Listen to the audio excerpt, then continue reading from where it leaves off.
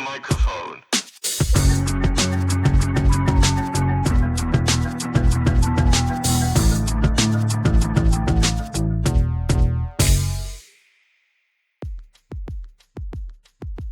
No! This is no! Do you know what? It's kind of crazy because like it's like a different timeline because like the jacket's still there, but he's wearing it. So like podcast listeners are very confused right now. Yeah. If you're listening, I say it every episode. Sort your life out. You need to watch the YouTube feed. It's the best way. I think this episode is actually this is one where you don't want to be on video because this is a travesty. Sorry, he just went. I'm talking right now. Now you are. I don't know what happened before. You suck. I hate you. Die. Anyway, so Simon. So get out of my room, bro. I didn't let you in. I'm sorry. Get out of here. Sorry. You're right.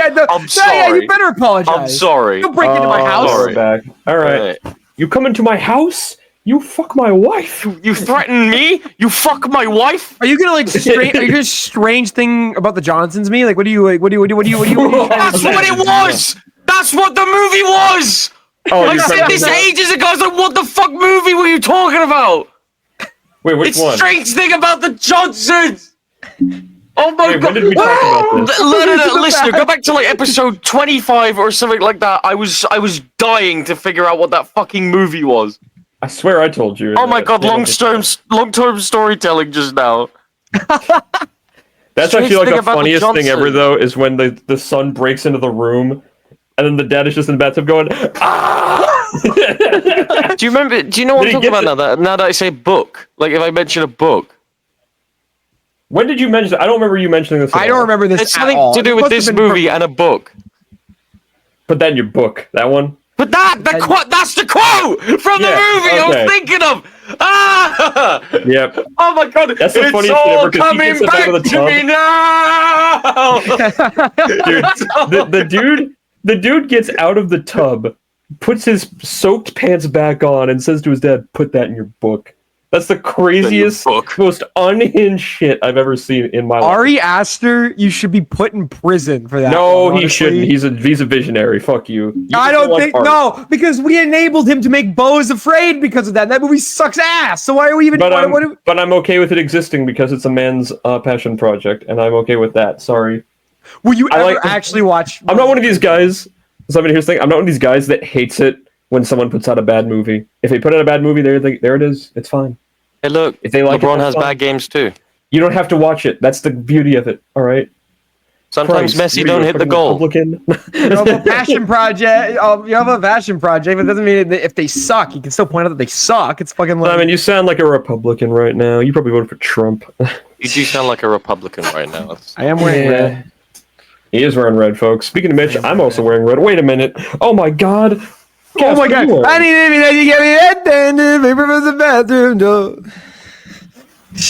I do remember Outkast's beloved tune "It Wasn't Me" featuring Shaggy. That was good. It's a great song. Outkast. Do you remember? Was it Outkast? I thought that was Outkast. That could not be further from Outkast. That is Busta Rhymes, you idiot. I don't remember. That is not Busta Rhymes either. You're fucking lying. It's Shaggy. I don't know what the singer's name is, but he's not in a lot. He was like just used for Uncle that song. Cracker. Oh, Rick Rock. Rick Rock is what I'm seeing here. Rick Rock. Rick Rude. Rick Ross. Roll. Bounce. Biggest. Biggest.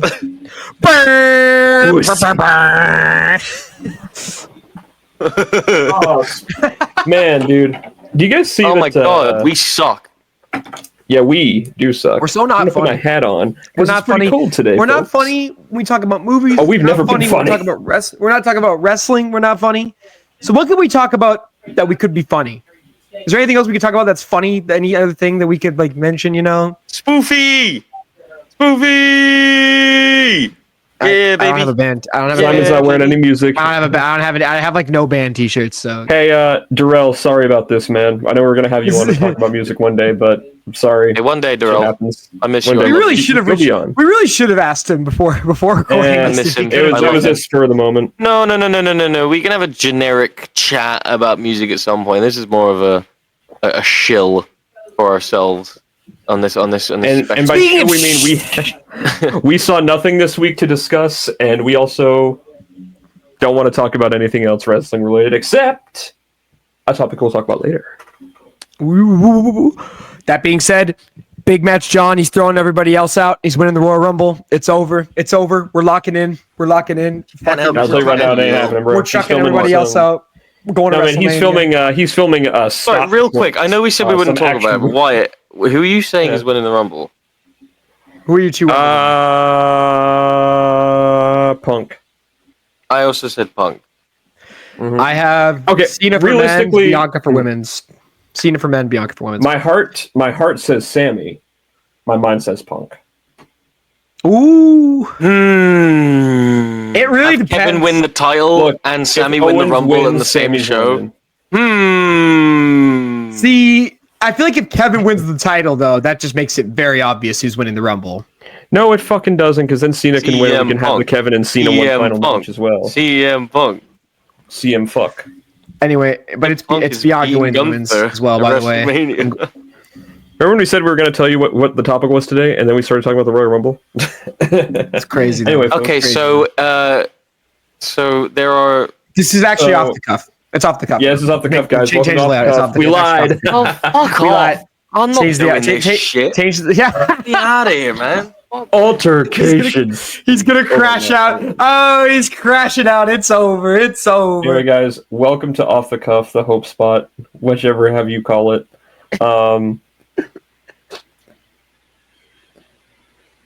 Wow. You have a stroke there. You fucking looked off into the distance like you were. I saw my future. Better keep talking, dog, because you're gonna have a lot of editing to do.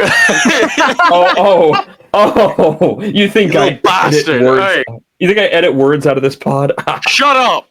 The message is in the music. So we're doing a music episode today. hills are alive with the sound of music.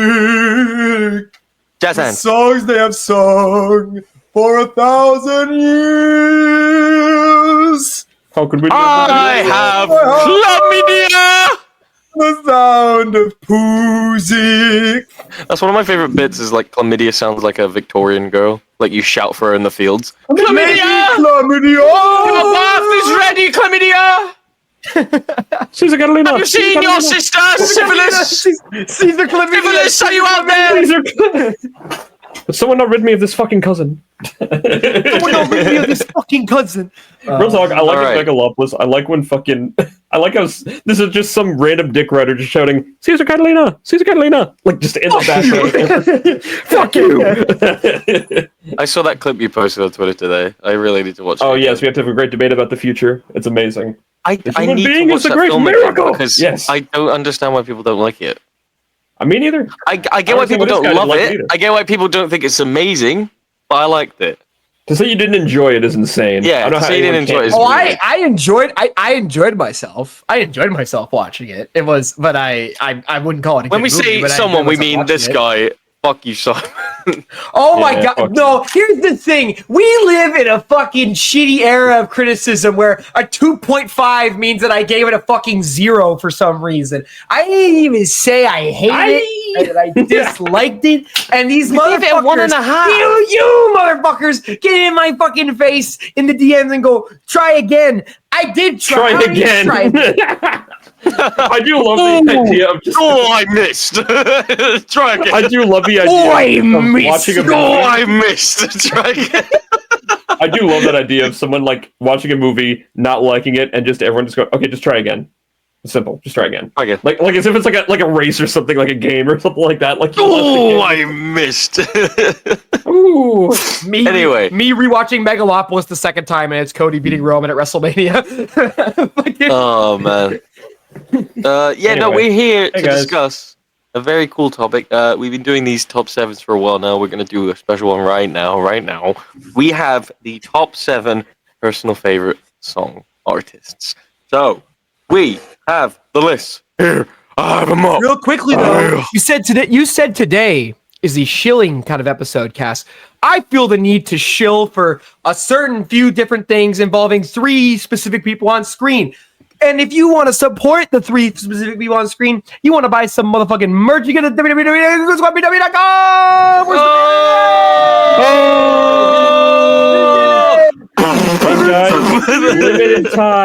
Limited time only. Put in the promo code Simon is dumb, and you get 25% off these vinyls. These Good, Bad, and Bro vinyls. They're still here, boys. We have 17 Stop doing this left. bit. We don't have vinyls. They're not selling. Right here, right? They're not making us money. They're Please not buy selling. I'm sorry, just the concept still of just a Wait, podcast. Cass, your mic just cut out again. I can't. You just No, it talked didn't. anyway. He's not speaking. Oh yeah. Yes, he just did. Nothing came out. Nothing happened. Oh, Bro, I can't believe you would make this a big deal and waste the listeners' time. Hello, everyone. So if you want to go to goonscoffee.com, we have some new merchandise, and I'm going to quickly have a look at our catalog to see if there's anything new that we haven't mentioned yet. So, Simon, tell us what we already know is on there. What do we know? Well, you can get some motherfucking hats. You can get some motherfucking mugs. You can get some motherfucking buttons. You can get some motherfucking flag. That's a flag. The flag's still there, right? Is the flag still there, or did we take down the flag? I can't remember. I think we got rid of the flag. I'm not going to lie We got rid of the flag. Okay, I can't put down the flag. I can't put down the flag. Good Bad Bro. We've got Good Bad Bro Tech Decks. I can't put down the mug. We got Good Bad Bro Tech Decks. Actually, we actually got Good Bad Bro. This is something I should have mentioned. We have not only got polo shirts now, you can get specific, smart polo shirts with our logo on it, but we also come with from the brain of Dino Winwood, we have Sherpa blankets as well for some reason. So if you want to get a Sherpa blanket, please do, because they're really comfortable and they have the little logo in the corner. Very cool. I have a weighted blanket right now. There's also that new Superstar design. The socks are out. Go get your fucking stuff. It's all on the merch site, goosebump.com. We have a little collection of our own, but you can go and see the all section, and you can see as much shit as you want. You can support Anime is Love X Life, just general Goon Squad merch. All bunch of wrestlers merch are on there. Fucking normal Goon Squad merch is on there. My merch is on there. If you want to support specifically me and not these 2 clowns, you can fucking support if you wanted to. There's a Tyler the Creator shirt. I'm gonna get Criterion Collection merch on that website, and if it sells more than you, I'll never let you live it down. I'll never let you live it down. If you want to do that, we'll get it sorted. I don't think Speaking of getting things sorted, guys, I think it'd be awesome if we had GBB Tech Decks. That'd be the coolest shit ever, man. If we could do that, I'd 100% do that. 100%. Oh my god. What was I just saying? Anyway, spinners. What's another way you could support the Good, the Bad, and the Bruv? White. You can. I didn't know why it was. Oh shit! It's almost like I'm speaking, and then out of nowhere, like a child at the shopping mall, in my cart, as a single dad, there's suddenly an infant in your shopping cart. To get the fucking Reese's Puffs. And I'm anyway, you can go to patreon.com/goodbadbro. Anyway, I'm paying $900,000 in alimony every year. $900,000 a year! Holy shit! That is absurd amount of money. Is that how much the dad's making, or is that how much? I'm pretty sure that's how much Brendan Fraser was paying back in the day. That's absurd, man. Holy shit. I didn't know that was the setup, and I was just so I was already being allowed, and I was ready to go. I was ready to just jump in and mark it.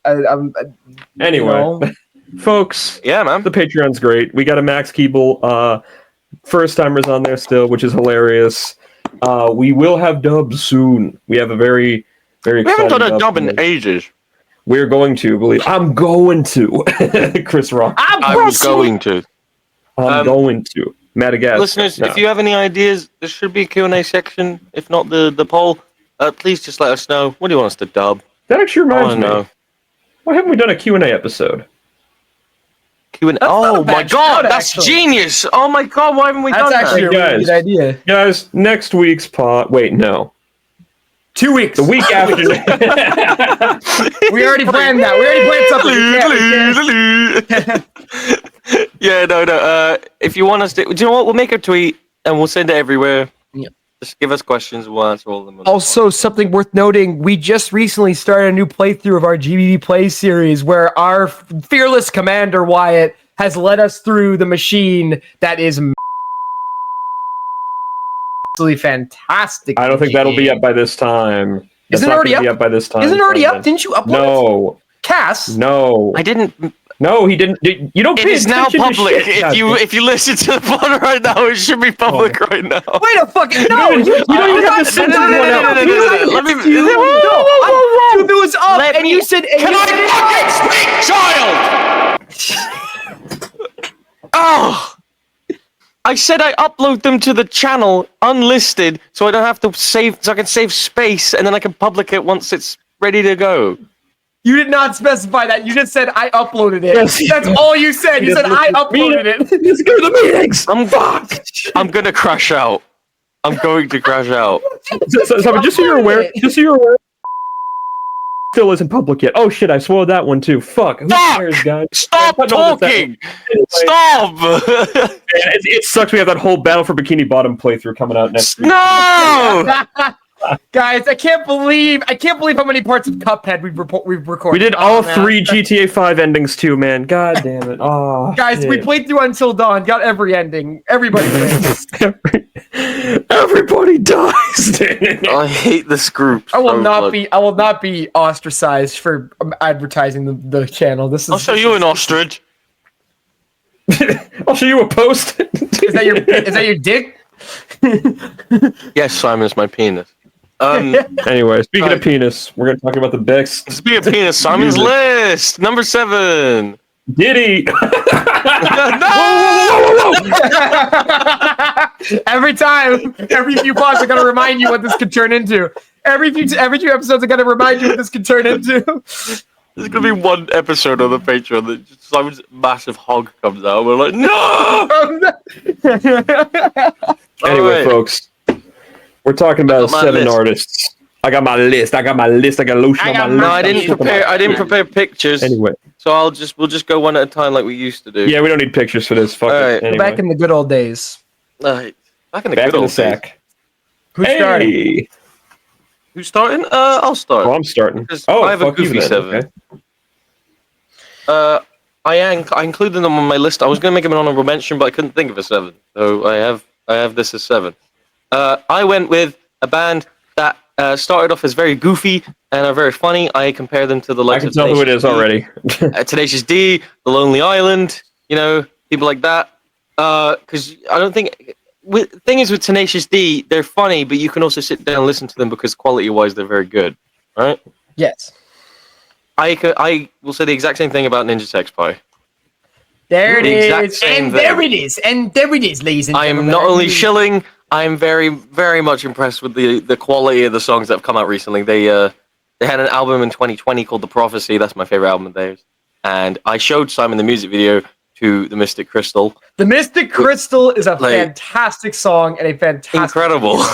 absolutely amazing. Genuinely, I love that. They're really good at mixing like modern stupid ideas and also like half of their what the fuck is the word?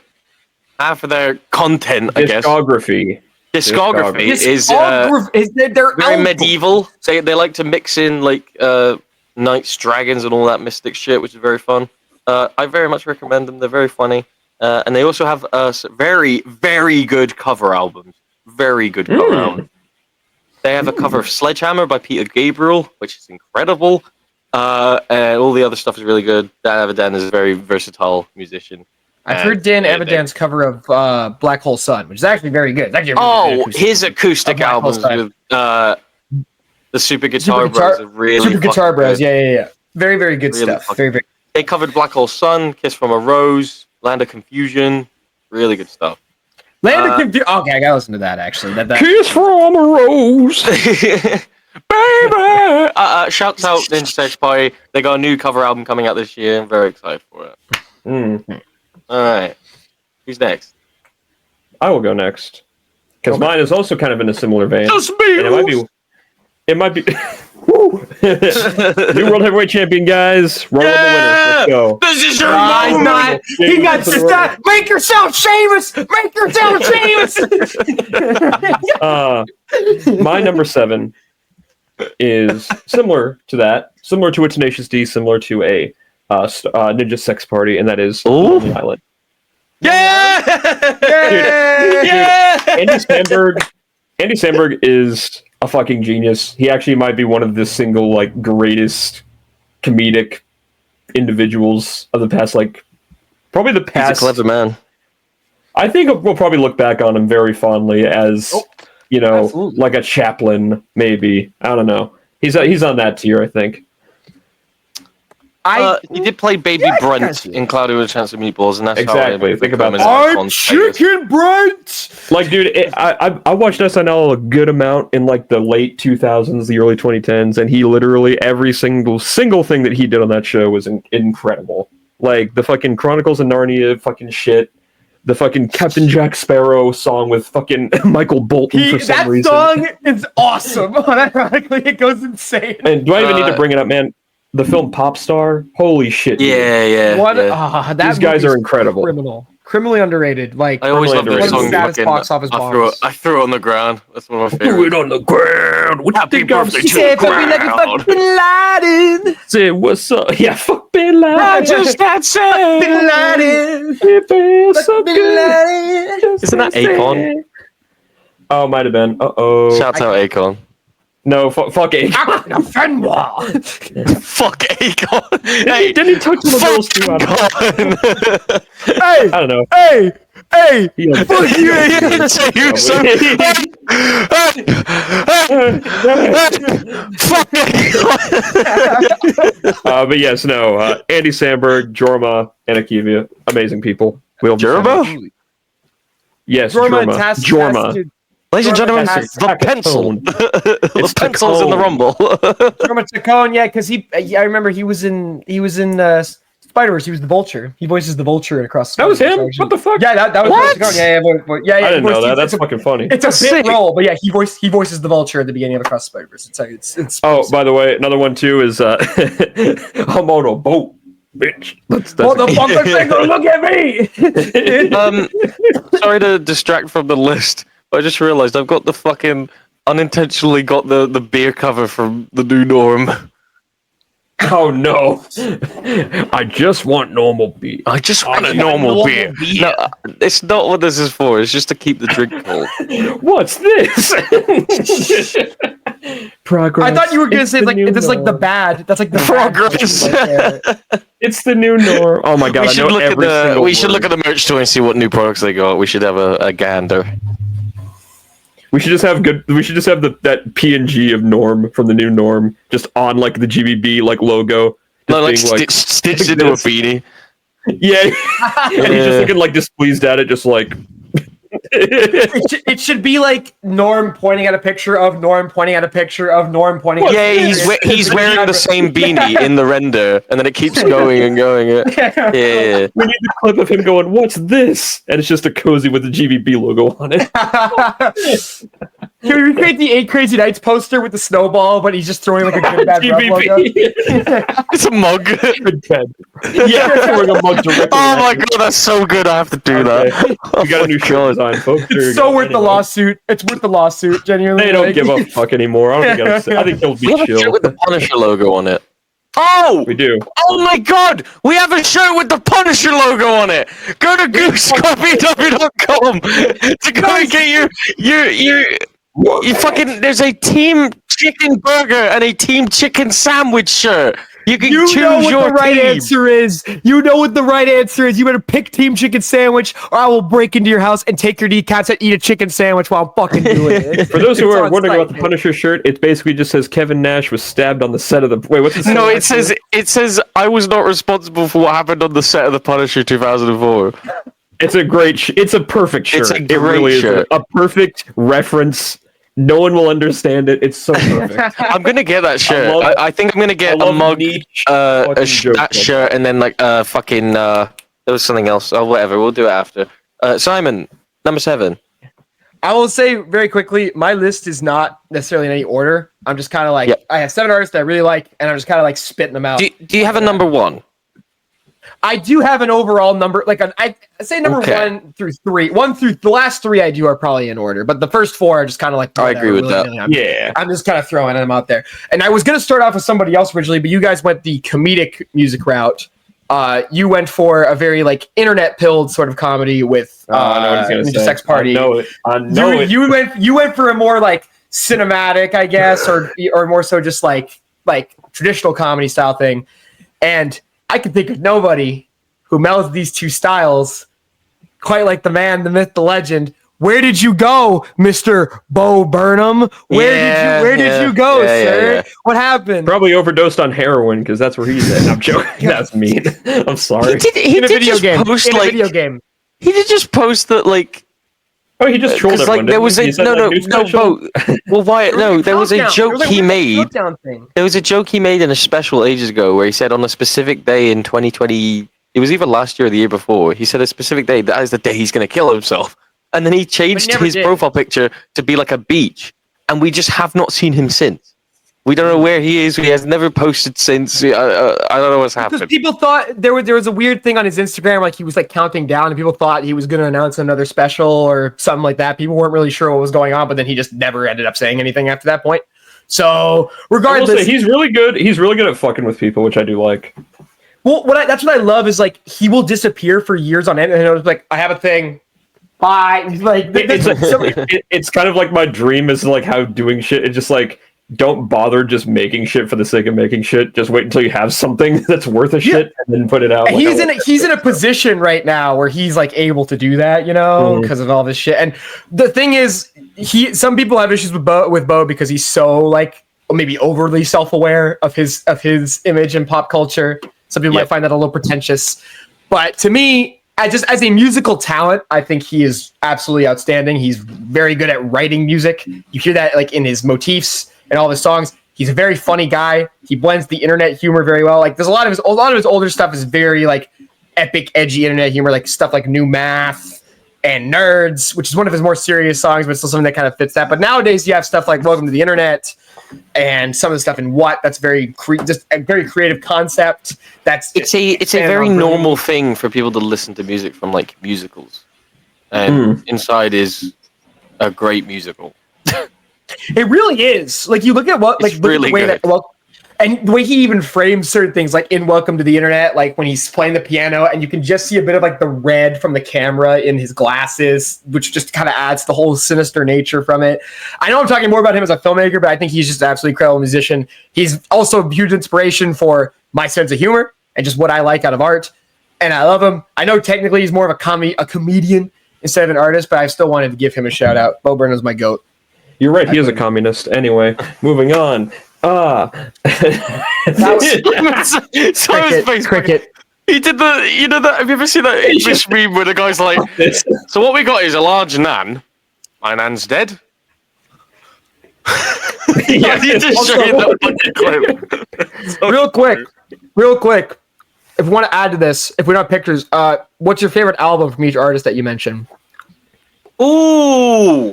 It's whatever the fuck the movie was, Popstar. Like Popstar, every single song on it. The Prophecy 2020, or if it was a cover album, this third one. I like that. Let's do that for each one. Actually, let's do favorite album of each after this. This is cool. Mine is obviously Inside. Oh wait, no, I need to put these on for a certain part. I need to put them on for a certain. I bet I know what it is anyway. Yeah. All right. Number 6. I'll just go first again. We'll go in the same order. Then. We'll do that. That's fine. My number 6 is a classic that I've been listening to since I was born.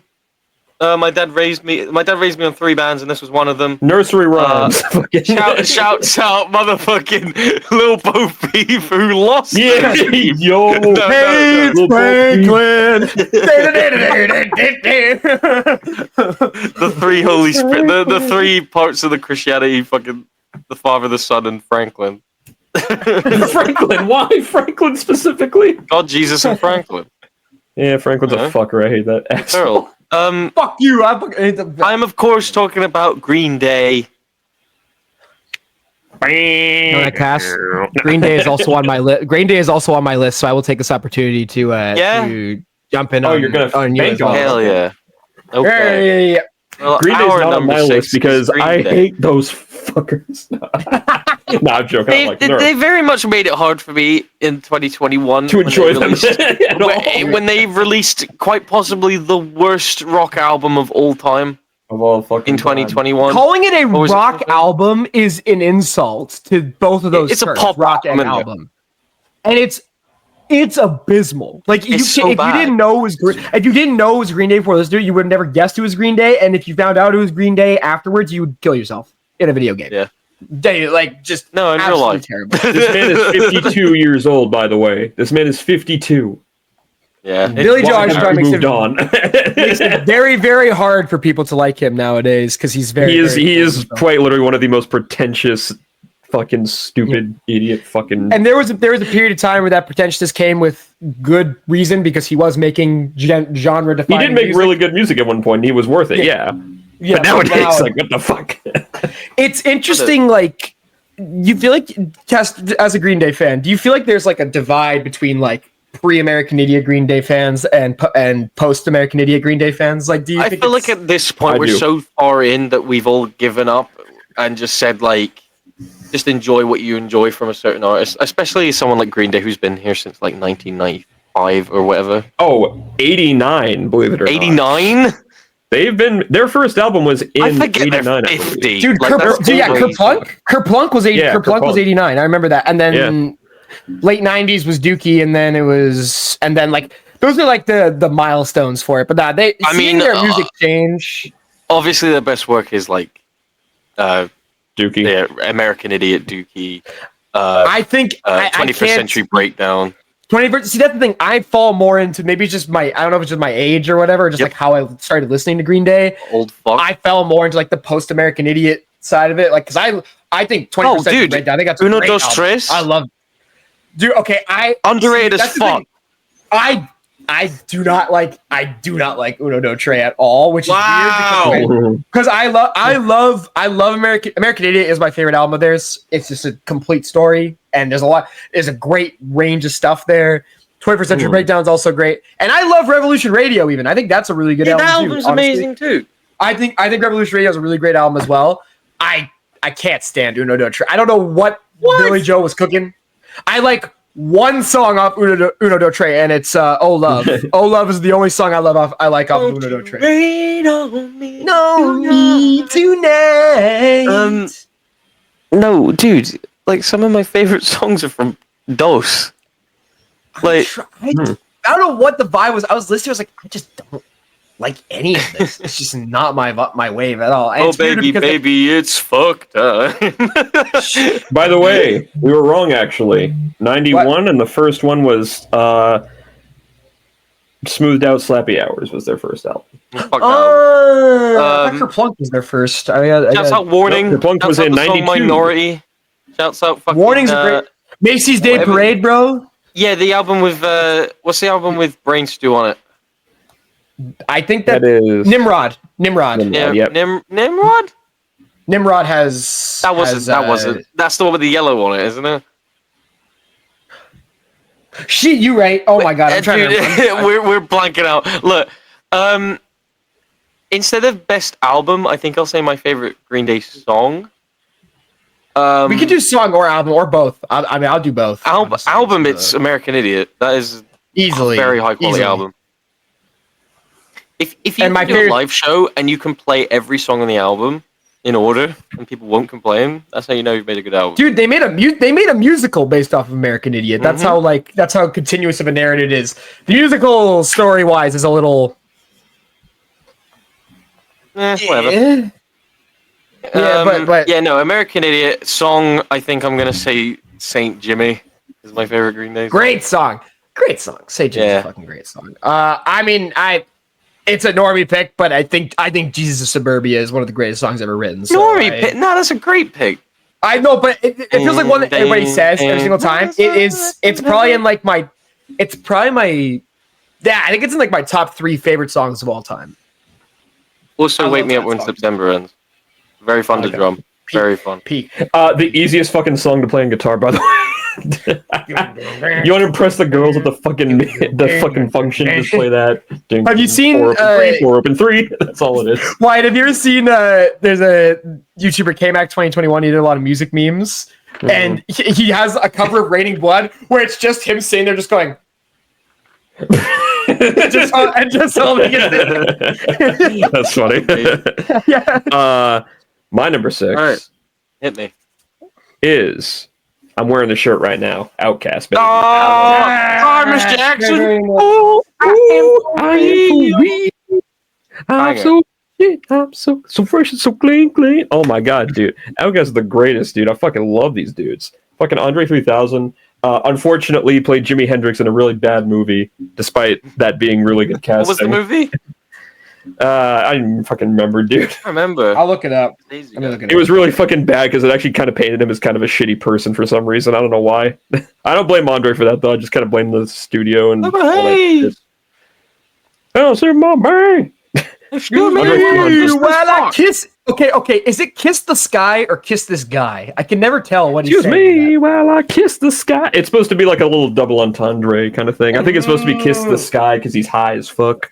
So Wind cries Mary. That is anyway a song right there. Yeah, man. Anyway, so Anyway, yeah, my real number 6, Jimi Hendrix. You started playing about Jimi Hendrix and I got excited. I'm sorry. Dude. Right. Forget about it, man. So fresh and so clean. Fucking, I'm cool. Snapping and trapping. Like the entirety of Stankonia is a great album, and that's what this is from. The Stankonia album, which is fantastic. These guys just understood. They're one of those like artists that just get cool. You know what I mean? They're so cool. Like they're just like, god damn, like aura, exactly. Like it's overused, but damn, they had aura. Even the fucking song from Scooby Doo, fucking 10,000 Drums with Busta Rhymes, I think was on that one too. God. Always something going on. Oh my god, the music video for that is crazy with Matthew Lillard and them in the fucking back with fucking Big Boy and Andre. Yeah, Andre, just there like I think like there's a video online. I don't know if you've ever seen the Japanese Legend of Zelda commercial where they're like dancing and shit. Somebody edited that song with like a bunch of people dancing in the Legend of Zelda and shit.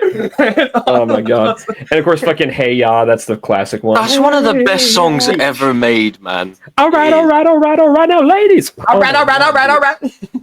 Ice cold. Dude, that is ice cold. Oh my god, dude. Oh, and now Beyonce's Lucy Lose. Bro, I am sweating just hearing that shit. Oh my goodness, that song is amazing. They kick ass, dude. They fucking rule.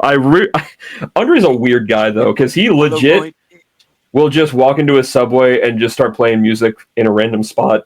He just doesn't give a fuck about making music anymore, and I kind of respect it, but also like, oh no, he came in, he did his art, and he got the fuck out of there after that. He fucking left. Off. Have you fucking seen what he looks like right now? No.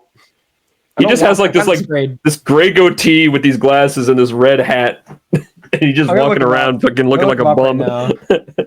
Yeah. Andre, I mean, he still looks swag as fuck, but yeah, no, you can't go wrong. Black. Think Black Serge Tonkian. That's what he looks like right now. Anyway. Yeah. By the way, they are not on my list. I want to throw that out. They are an honorable mention. Icicle stretchings, bicycle shoestrings, one flag, flag him at once. My puck can walk right through the door. She had so many friends. It should have been on my list anyway. But no, Outkast, the greatest. I love him so much. Well, maybe not the greatest, but one of my favorites of all time. Love him so much. First, I believe one of the first hip hop songs I ever listened to was Hey Ya. And is that your pick for song? Are you going Hey Ya? Or are you going for a different song? No, my favorite song is Miss Jackson. That's easily my favorite song. Such a great song. The music video. Take a bite out. B into beating and B into the G to be the same thing. Ooh. You will sing the same song. Like bygones, you the whole. I made it for school and graduation. I'm sorry for Jackson. Yeah, I never really fully. I had never really paid attention to the lyrics, and they really just say, "Shorty, this fuck your mom, butt naked, banging on the bathroom floor." I'm like, God damn. No, dude, that song is literally just like, man, fuck your mama. I hate her so much. God damn. No one's banging on the bathroom floor in Outkast. That wasn't Outkast. Wait, who was that? Was that the same song? You keep on singing that same song. I guess we'll be like, let's get the whole annual wasn't me, and that's my Shaggy. Why does my brain keep going to it wasn't me? Wow, anyway, the song coming back. Anyway. That's Shaggy. That's how we would like to formally apologize for the racism that is exuding from Simon over here. We do not condone Simon, you know what else Shaggy did? Mr. Lova. Biggie You know cheese. put your hands where my eyes can see. Straight for a while with a place to be. If you really want to party with me. Oh my god, Anyway, right. that was Number spicy. 5. Simon, you can go first. Number 5. Thank you. You know what? I'm making a. Oh! Wait, were we doing favorite album or favorite song of each of them? But you can do both if you want. You both. All right, Yeah. I just said it's Stankopia. That's Stankopia. I knew. I figured that's what you meant when you had the shirt on. So, I'm gonna turn this into a shoot. I wasn't going to include System of a Down, but as soon as Wyatt mentioned them, I changed my mind. So I'm removing one of my picks and putting System of a Down in Wow! instead. What was your pick? What was the pick? It's a band it's band/artist I don't think either of you are very familiar with. It is Cave Town. They are very nice. Oh no, I know Cave Town. They're pretty. You know Cave good. Town? You know Cave Town? Yeah. Okay. Yeah. They're very different vibe from System of a Down, and I think they're very chill music, very nice music. And what better to replace it with than System of a Down screaming at me about capitalism? My delusions about Dude, I love how System of a Down will just say, I love pussy, I love boobs. Also, the prison system is a completely awful and terrible. And we need to reevaluate everything. Anyway, Dude, also, I love these Our songs are political, and the others are about fucking pussy. Pussy. pussy. I want to just say something I think is very underrated about System of a Down. Even though their songs are very like fast and they're really like punchy and they just like hit you constantly, their songs are just fucking epic. Like they just feel huge. The scale of their songs, like the last stretch of Chop Suey, I know it's like very like they crazy to say that, but when it goes into that section, it feels like I feel like I'm listening to like a rock ballad from fucking the 80s. I don't even know how to describe it. It only reminds me of a Lego stop motion battle someone made on YouTube that they put that song over. So every time I hear it, I imagine I think it was Spider-Man versus Superman or some shit. And I was just listening to it like, oh my god, this is awesome. It's serious. But dude, even beyond that song, that whole I think Toxicity is probably my favorite album of theirs. That is the name of the album. Yeah. I like Steal This album. I like Steal This album. Dude. Yeah, that has fucking. I'll say this. I think of the artists I have, they are one of the most consistent because there are just songs on all their albums that I just love. Like Green Day, I mentioned, like I love All American Idiot, but I can't stand any of a lot of Uno Do Tre. Every single System of a Down album has a handful of songs that I will listen to and I'll go crazy. Like off of Toxicity, Deer Dance is one of their most underrated songs. I fucking love that song. ATWA, Aerials, obviously. Machine Gun Kelly covered it. It was 10 times worse than me want to kill myself. Well, that was the best one, dude. The best cover doesn't exist. The best cover ever.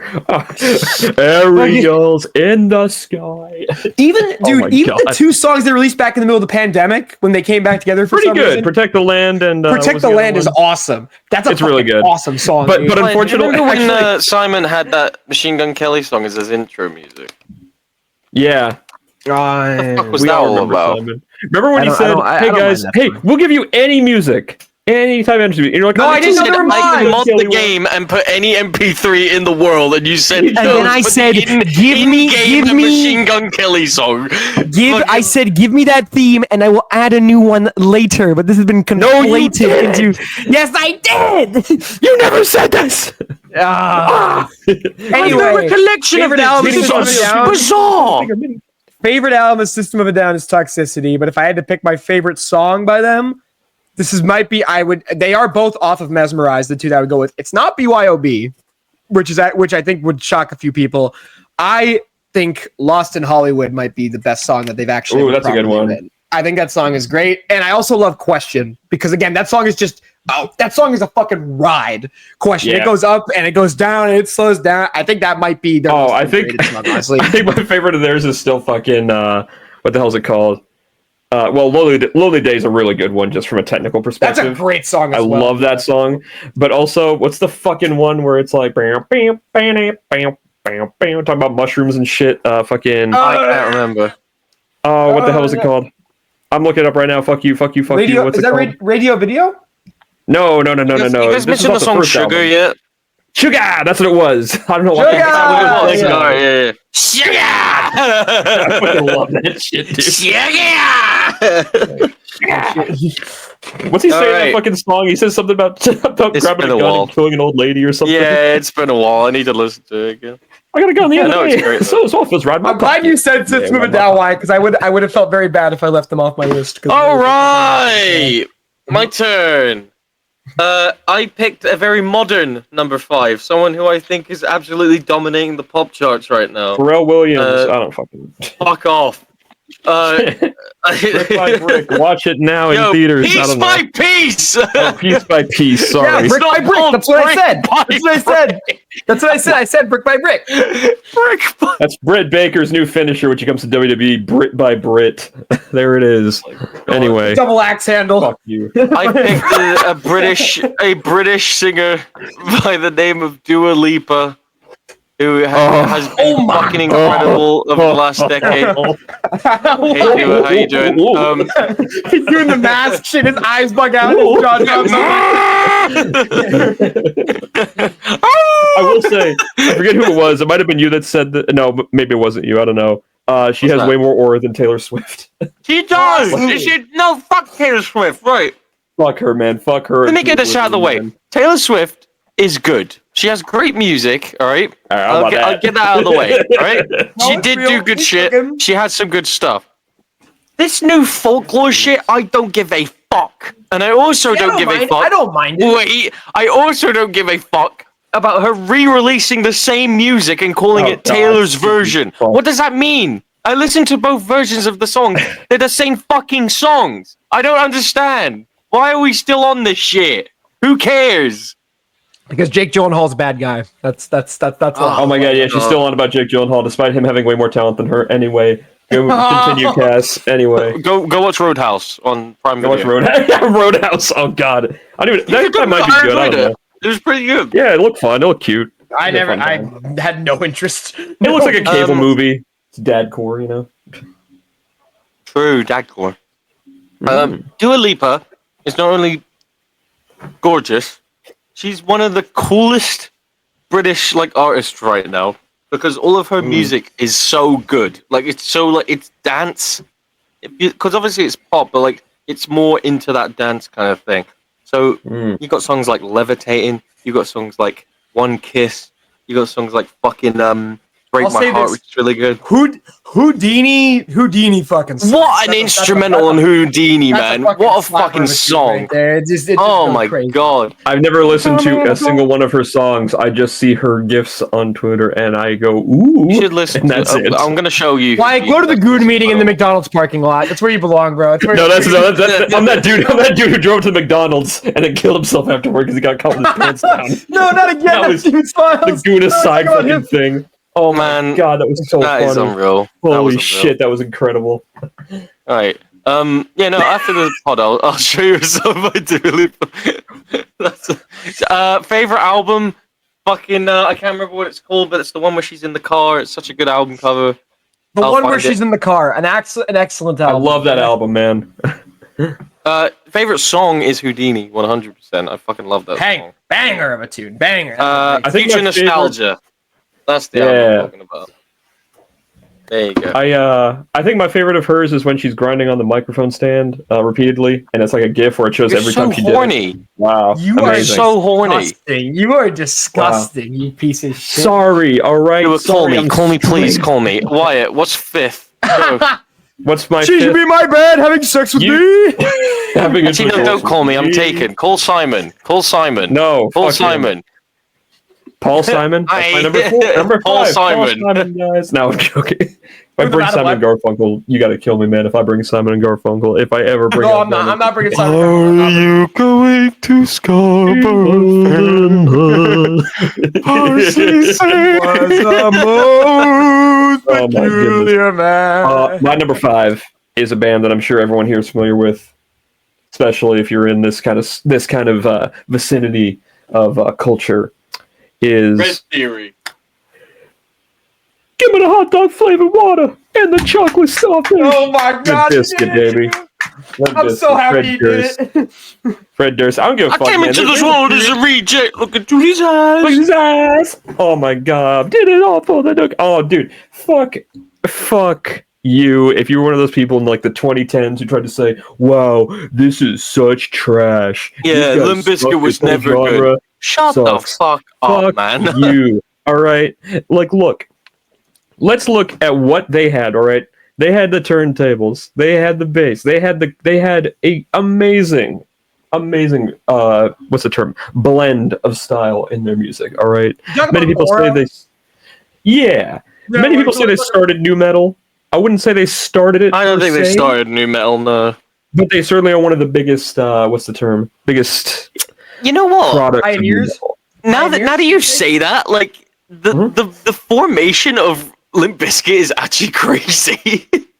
Yeah. The drummer, the fucking Fred Durst, fucking turntables. So we got Fred Durst, we got Wes Borland, who's the bassist, who looks like a fucking, dude. Wes is insane, dude. He comes in with the fucking all black contacts with the fucking mask and the paint, just going like fucking tiddling that bass like a motherfucker. That's a band that rules because everyone looks like they want to look. Like you could tell they were just like, you want to look like a fucking demon, you go for it. I'm Fred Durst. I'm a dad rapper. I don't care anymore. It's like this shit rules, man.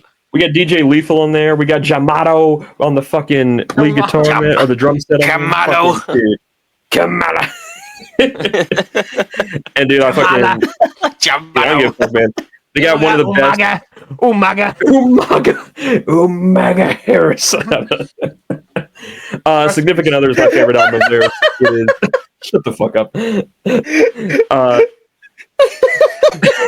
I got his ass. I did it. Umaga Harris is crazy. Umaga Harris is insane. Kamal Harris is like, oh my god. Anyway, Significant Other, best album ever. Coolest album art ever. I have a shirt of it. Just look at that album cover. Yeah. I don't know what's going on there, but it's sick. Exactly. It's like a Sonic Adventure cover. You know what I mean? Yeah, like look at this shit. It's like a dude. Shadow Wizard Money Gang.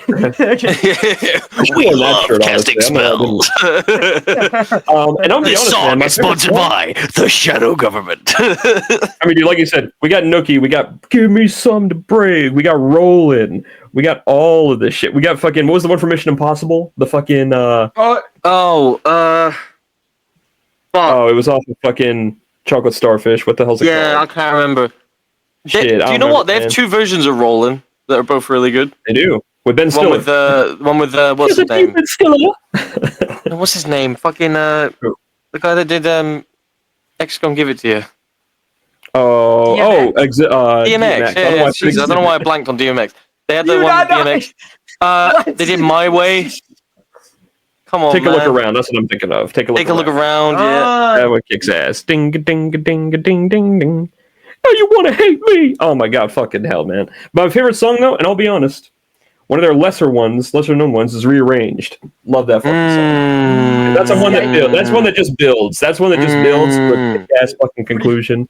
It also features the gif of them dancing in the fucking milk as they're being drowned. And it's like the fucking gif of just like me when I come or something, and it's just them going like screaming, where milk is just pouring down. A few mice fell into a bucket of cream. Yeah. But no, favorite album though is Significant Other, best album of all time. Anyway, maybe not of all time. I'm gonna say that for all of these, best album of all time. All of these. Shout out to every Limp Bizkit on their recent album. The recent album was good. I didn't mind it. I thought it was pretty good. Shouts out Dad Vibes. That's a good song. Fred Durst is also just cool as fuck, even though he owns a Tesla. He's actually there with a swag on the floor. No, he owns a Tesla. Look. He's a boomer. I understand. It's okay. It's okay. I don't know about that one, Chief. He does. Okay. He was in TV Glow. He's okay. Kill you on sorry, Cass. What's your next one? Hey. What's your next one? Oh, my turn. Okay. Yeah. All right. My number 4. We're going old school. I'm number 4. My favorite movie. We're going old school. We're going back to. That's the second time I am number 4 has been mentioned in the podcast. That's like the 5th time. Are you kidding me? For every time I'm number 4. No, I'm picking someone kind of very old school, someone that I've been a huge fan of for a very long time. It's of course Phil Collins. Oh, I was gonna do this actually at one point. Best advert ever fucking made. The gorilla on the drum I can kit for the feel it. Cadbury's. Come. Best advert ever made because it has nothing to do with the chocolate bar. It's just a gorilla playing It's just the a drum. gorilla doing the drums. It's incredible. The best That dude advertisements scored- are the ones that have nothing to do with the product. Mm-hmm. Amen. I will say about Phil Collins, it is amazing how Disney was able to make a Tarzan movie and just have, hey, you know what? We're gonna make all the music in this just Phil Collins, and it's not gonna be a musical. He was either. like the soundtrack guy. Like he was on Tarzan. He was on Brother Bear. Why Both those soundtracks doesn't are really Disney good. do more of that? Because They should do more movies where someone just scores a movie. If you make There's a fucking movie about disco, and you had Dua Lipa do the soundtrack to it, it'd be peak. It'd be fucking peak. If But you you can't do that now. Why don't you not? do that, man? Because What's your because contact everybody wants person? to emulate the needle drop shit. Everybody wants to emulate like getting licensed music and dropping it. Look how cool the moment is. Fucking easy like Sunday morning. It's Now, like do a you think murder Phil Collins- scene. It's my reason. see, I was thinking Baby Driver because they use that shit in Baby Yeah. Driver multiple times. Oh, please take me home. Oh my god. Phil Collins did one of my favorite songs ever made. Simon's mentioned it before. It's the duet with Philip Bailey, Easy Lover. Yeah. The two She's films. the kind of girl you dream of. It's so good. It is so good. That's my favorite song by him. He also was in Genesis, and they made he songs was. like Land of Confusion and Mama. Studio. Was that him? No, that was just Phil Collins. No, that was him. That was just- him. that was just Studio Phil, was yeah. him. That was just Phil. They He do also fucking really Yo, underrated. it seems to be Yeah. you looking at me. Really underrated Phil Collins song. Don't Lose My Number. Yeah, it's a good I one. don't know how many people have heard that one, but that one's really, really good. Mhm. I feel Yeah, like no, we have to but- mention like how What? how On My Way became like a meme in our friend group for a very very long time from Brother Bear. We would just Brother play Bear. that shit. Tell everybody I'm on my way. Just, New friends and new places to be. I fucking Yeah. Fuck Brother Bear, by the way. Anyway, oh, fuck you. That's a good. It's an all right movie. The movie's all right. The I movie's all right. rewatched guys, it last year, and I must say, it's okay. it's okay. It's fine. It's like a It's 6. not Tarzan. You know what? It's really good until he turns into a bear. And then it becomes a talking animal movie, and then you're like, Yes. Because I It's actually fine. love the entire setup and the world that is crafted in that movie. I think it's phenomenal. The second he turns into a bear, it's a completely different movie. Just like Brave.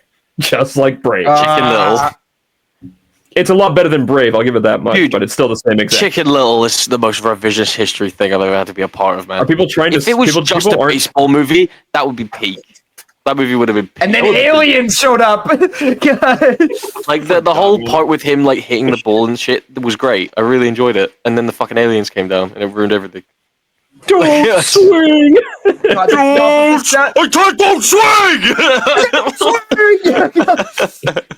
Yo.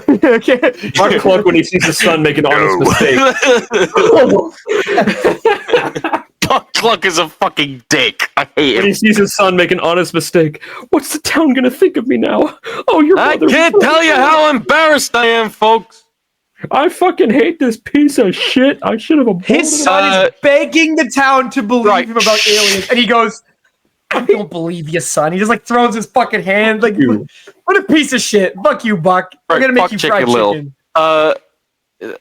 Phil Collins. Fucking Phil Collins made Another Day in Paradise, Against All Odds, fucking You Can't Hurry Love. He's got so many bangers.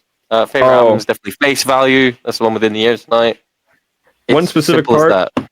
When I really love this song of his, it was in GTA 5, one of the few good parts of that game's story, when Michael's just chilling on his pool, and he's listening to I Don't Care Anymore. You can tell everyone I'm a dog disgrace. And then Frank comes over and says, I just came for that drink you offered, man. And then they start talking, and then it's like, yeah.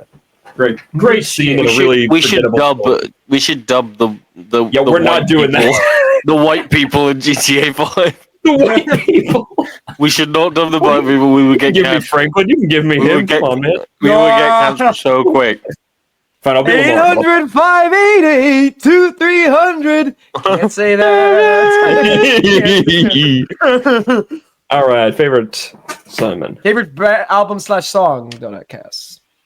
No, he said. Face Value is the album. And song. Ooh.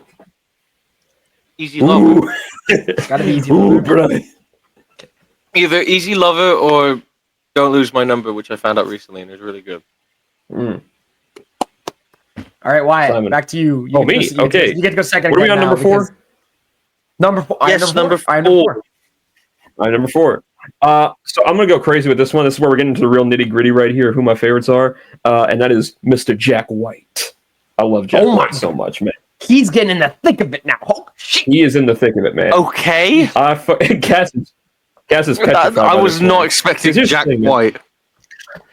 Well, because here's the thing, man. Jack White is one of these guys, like, a lot of people only know him from the White Stripes, but not his solo albums, which I think he has been killing. Okay, yeah, that's true. His past 2 albums have been fucking amazing. That's How I'm Feeling was his recent one, which is fucking amazing. Oh, wait, is it not called? No Name, sorry. The song is called. I listened to it. No Name is fantastic. Best song on that is Archbishop Harold Holmes, which is fucking awesome. Weird song title. Is it just like White Stripes? Is it like just White Stripes, but with him solely, or is it like entirely different? No, it's pretty much just. I mean, it's a bit more. How do I put it? I think the band's different, but he's hard. It's very heavy. It's very old school rock and roll. That's how I would put it. It's very Simon he writes 70s. his own thing, and he writes every part, and then he gets someone to play it for him. That's and his lyrics especially are very odd because it doesn't seem like they're about anything, kind of like Beck. Like a lot of his lyrics just kind of seem like they're about nothing. Yeah, Cass knows what I'm talking about. You are the first person to ever compare Jack White's lyrics to Beck.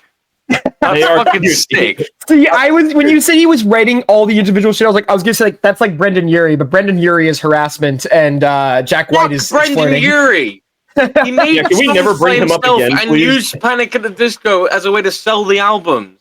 He's a fucking loser. Fuck you, Brendan Urie. And I mean, yeah, the White Stripes is also like amazing too. Like you talk about a fucking band like Seven Nation Army. That song's pretty much just defined an entire genre, as far as I'm concerned. That song is still huge as fuck. Absolutely. He also is in Cold Mountain with Jude Law. And he actually sings in that movie as well. Yeah, he's in that movie. He has a role in that movie, and he sings "Poor Wayfaring Stranger" at the end. Shouts out that Tenacious D That sounds like it goes crazy. Holy shit, I'm gonna look this up. Shouts out that Tenacious D song called "Don't Blow It, Cage," where Cage leaves the band, joins Jack White's band. Jack White's Cage, do you want to start a band with me right now? And Jack White's like, no! So good. Like this is a lyric from Archbishop Harold Holmes, which is my favorite song off his recent album. I'm here to tear all the walls down. Doesn't matter if it's a large town or a small town. Just like Joshua and the fabled walls of Jericho, I'm here to tear down the institution. God spoke to me, said, "Listen to me. I anoint you with the power." And it's just that. It's just like a poem, pretty much. He's just saying about this weird, like, instance of like a god meeting a guy or something. What was the other one? There's one more song. I believe it was off his. Where is it? One moment, folks. We're in intermission now. Fear of the Dawn. Fear of the Dawn. He's not going to cut it, and he's not going to cut it either, which is crazy. Nah, it was quick. I just had to find it. He'll never cut. He'll never cut. Yeah, put down the we call him the blunt knife because he never cut. James Blunt. Anyway, James Blunt. Hello, I'm James Blunt. You're beautiful. Fuck him. I fucking hate that piece of shit. Daddy, won't you please close your eyes? Shut up. Taking Me Back's a great song off Fear of Dawn. Came out in 2022. Terrific album. Also, one of the best covers of Jolene ever is Jack White. Highly recommend that. One of the best covers of all time is Jolene. And he didn't change the lyrics either to make them straight. Yeah, that's fair enough. He was gay the entire time. Did I tell you that? I should tell you now. One of my bands actually also has a cover of Jolene that's not very good. So I will have to listen to Jack White. Oh, I look forward to hearing this. Anyway, yeah, that is my number 4. Ivan. Also, what he does with the guitar, no one else can do. Just saying. Well, he's had that since White Stripes. White Stripes. Was he good with the guitar? He plays the guitar. Well, yes, he does. He just plays the guitar very much. He fucks that motherfucker. He has sex with the guitar. I would say that he is on par with Mr. Tom Morello in that case, in terms of guitar. That I would is say a he bold. is. I would say he is claim. on par. Yeah. Sorry. Ooh, that's a bold fucking claim. I'm not arguing you, but that's a crazy claim right there. Well, the bold claim is Tom Morello. No, the bold claim is Tyler Guapo because he has no hair on his head. Fuck you, Tyler. Fuck you, Tyler, you bold Why is Tyler catching strays in this episode? Because he's bald! No hair! Bald! What's your number 4, Simon? What is your I am number 4? I'm not gonna spend much time on this one, but I'm gonna. Okay. Good. We can't play copyrighted music.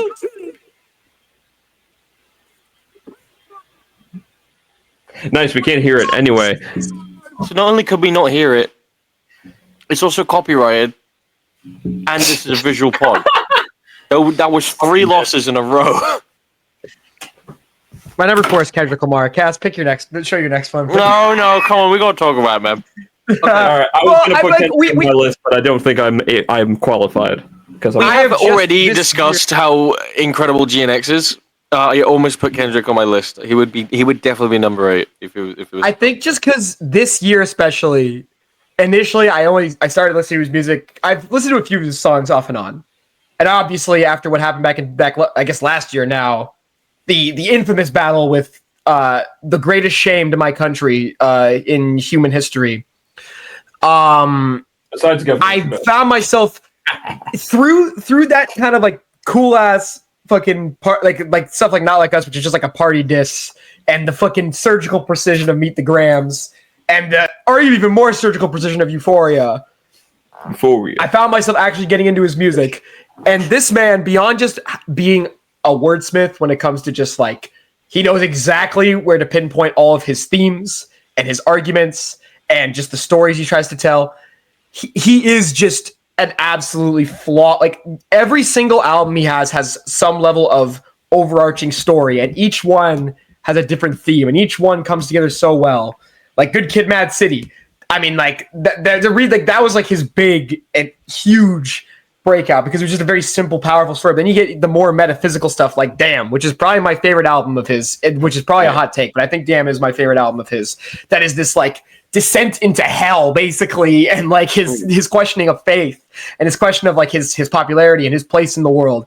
Obviously, To Pimp a Butterfly speaks for itself. I think I do think that is an absolutely fantastic album in its own right. Probably musically his best album. I think Damn speaks to me more personally. Mr. Morale and the Big Steppers, very ambitious, very different thing. It's not quite 100% my thing. And then GNX is just a straight up thing. The man has dominated all different aspects of hip hop and rap. And he's just he's a brilliant artist. And he is one of the few artists nowadays he just doesn't miss. And no matter what, I mentioned this with Bo Burnham, where it's like Kendrick will disappear for years. Yep. And then he'll just pop back up, be like, here's a whole thing. Bye. And then he lets people chew on that for like another 5 years before he comes back. And it's like, not many artists get to that quality. Cool. I have a controversial. I love him so much. Oh, I think GNX is my favorite album. Yep, mine too. 100%. It's great. No, it's fantastic. I genuinely think it is his best album.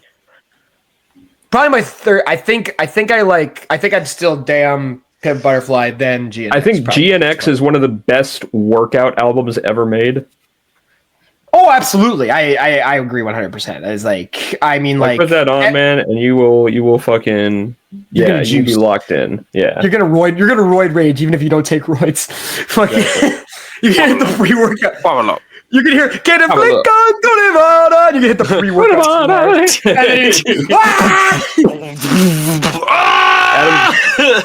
Adam Driver and Megalopolis when he takes off the fucking bandage. And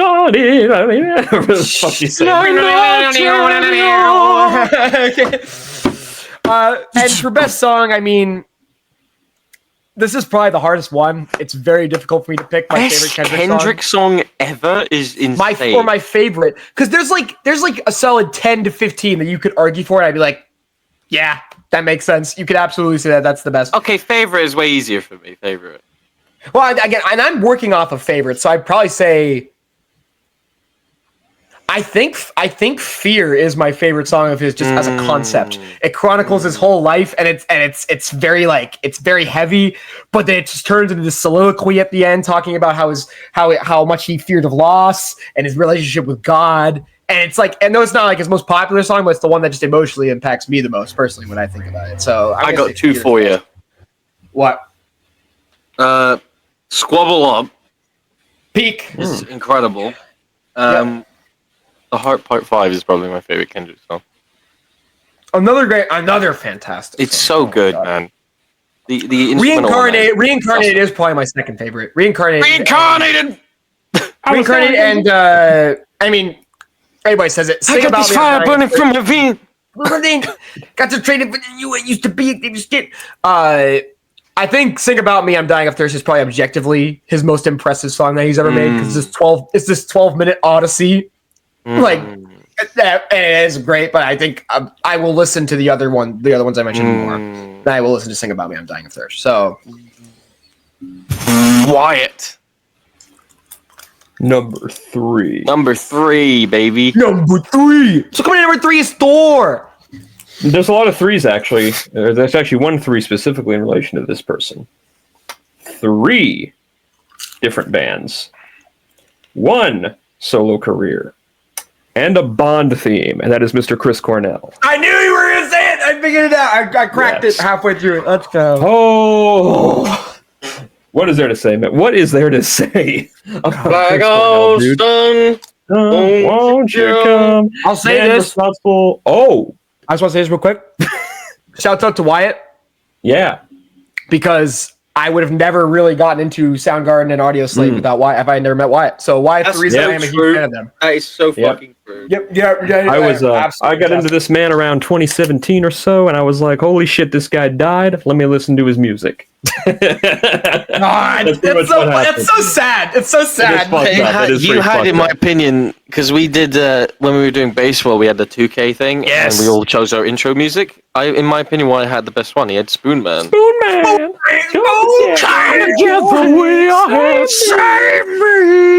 Let's see. They have my all-time favorite song ever, which is "Fell on Black Days." A beautiful song, beautifully crafted. One of the best lyrics I've ever heard in my life, which is "Hands are for shaking, not tying." Beautiful. No one else could have written that ever. Audio Slave, dude. Genuinely, Let's move on to Audio Slave now, dude. Holy fucking shit. You have all of Rage Against the Machine. All of Rage Against the Machine plus Soundgarden making the greatest fucking 3-album streak of all time. Shadow on the Sun, Like a Stone, fucking dude. I think Like a Stone is Chris the Cornell's first song I learned on drums. That's one of the first rock. I think that is Chris Cornell's crown. I honestly think that's his crowning achievement. I think that's the greatest. I think that's the greatest thing he's ever made. He understands. He's like ultimate boomer angst, in my opinion. Even though he's not really boomer necessarily, he gets that kind of 40-year-old angst. You know what I mean? I get you. Really taps into that adult male, but that's that song especially. It's like literature. Mm-hmm. That song is fucking literature. I can perfectly craft it in my head every single time I hear it. It's a perfect song. Mm-hmm. It's a perfect song. And the way and again, 3 albums in a row with that, amazing. Shadow on the Sun is probably one of my favorites. I think of Audio Slave. Song. Especially that scene in Collateral. Where I was just gonna say Collateral. Oh heavens! Temple of the Dog is another one that people kind of forget about. Him and Eddie Vedder. I'm going hungry, yeah. I don't mind stealing. He also has one of the most iconic voices in rock history. You know who it is. You know who it is the second he opens his mouth. Also, underrated scream as well. One of my favorite screams ever. Especially towards the end. He doesn't bust it out a lot, but when he does, it's like bam. Where's the fucking Cochise is another one of the best riffs ever. Oh, fucking hell. Audio Slave was good at kind of having this old school vibe with this almost like AC/DC esque vocals with a lot of these riffs, and then just having this very cool uniqueness with some of Morello's riffs towards the middle of it. Oh my god, dude. Amazing. And his solo career too. Let's talk about his Bond theme. Holy shit, you know my name? That shit is a perfect way to restart Bond. Holy shit. Like, what an opening. The visual palette with that is like insane. The black and white opening, and then Daniel Craig just doing the fucking that is like I prefer Skyfall as a movie. That's the best. I was about to say I think Skyfall is my favorite Bond song, but that is so Can't Change Me is another one of his underrated tracks as well. Oh, shouts out Adele, man. Oh. Hey, guess what? She ain't on here anyway. Fuck She's you. not on the list. But what an artist, man. Oh. Yeah. Sorry, I don't like skinny Adele. I prefer fat Adele. Anyway. She's great in all aspects, man. Come on now. Yeah. He took no fat shaming to its logical extreme. I can't believe it. Thin shaming is crazy. But yes, no. Chris Cornell, probably the best, probably my favorite vocalist ever. I think so. It's a good show. So versatile. It's a good shout. Anyway, and favorite album, I guess I should say, is I don't know. Hard, isn't it? It's hard. I will say I kind of prefer Soundgarden. I think I have more. I think I like their songs better. So I think I'll just leave it at that. As my favorite band of his. It's Soundgarden, and then your favorite song is "Fell on Black Days." Fell on Black Days. Yes. Yeah, peak, absolutely. Peak as well. Simon. I will move. I can't believe it. I have a British man in my top 3. I have a British man in my top 3. I swear to God, that's who I think. And Wyatt knows exactly who it is, and he's gonna have a shit fit, even though he's never listened to his music. Cass, I think you know who this is. Go on. It is the one and only Frank Turner, folks. Yeah, you would be excited, you fucker. I love you, Frank Turner. Yeah, I'm about to turn the page on this fucking thing. He's from your land, bro. How much have you listened to Frank Turner? I've not listened to a shit ton, but I did get a dwell on it after you went to that concert of his. And, oh my god! Yes, very good. Live, Frank Turner is awesome. The first time I saw Frank Turner live, he has this song. It's not my favorite song of his, but it's a great song called "4 Simple Words." And it starts with this like piano, almost Broadway-esque introduction, and the piano starts playing, and he's not on stage, and you hear him singing, and we didn't realize he went out to the side. He entered in through the side entrance to the building, and he just walked through the crowd, and the whole crowd just was like clapping and dancing and singing it with him, and it was genuinely like. I had never. My brother was a fan of his for about a year before I started getting into his music, and I hadn't really listened to a lot before the concert. But live, that was more like, this guy's one of the best guys that fucking sing. He is a singer-songwriter, and his songs I don't think are very pretentious at all. I think he's not really, he has a very distinct view of himself in terms of like, he went from being very like pop punk oriented. He was in a few different bands, but before becoming a solo artist, but there's a lot of his older stuff like Sleep Is For the Weak, which is like kind of his transition out of like the more punkish stuff. He always has like a bit of influence on that. Like there's a song I think you will actually like, Wyatt, by him, of Positive Songs for Negative People, which is the album. The song is called Out of Breath, and it is just one of those ones where it is like one of those ones that you could picture a pit just fucking running around in a circle to at a fucking concert. And people so he's literally out of breath. Yeah, that's part, and he's just, it's peak. It's a great, album isn't great, but it's just peak. And I think everything he says is from the heart.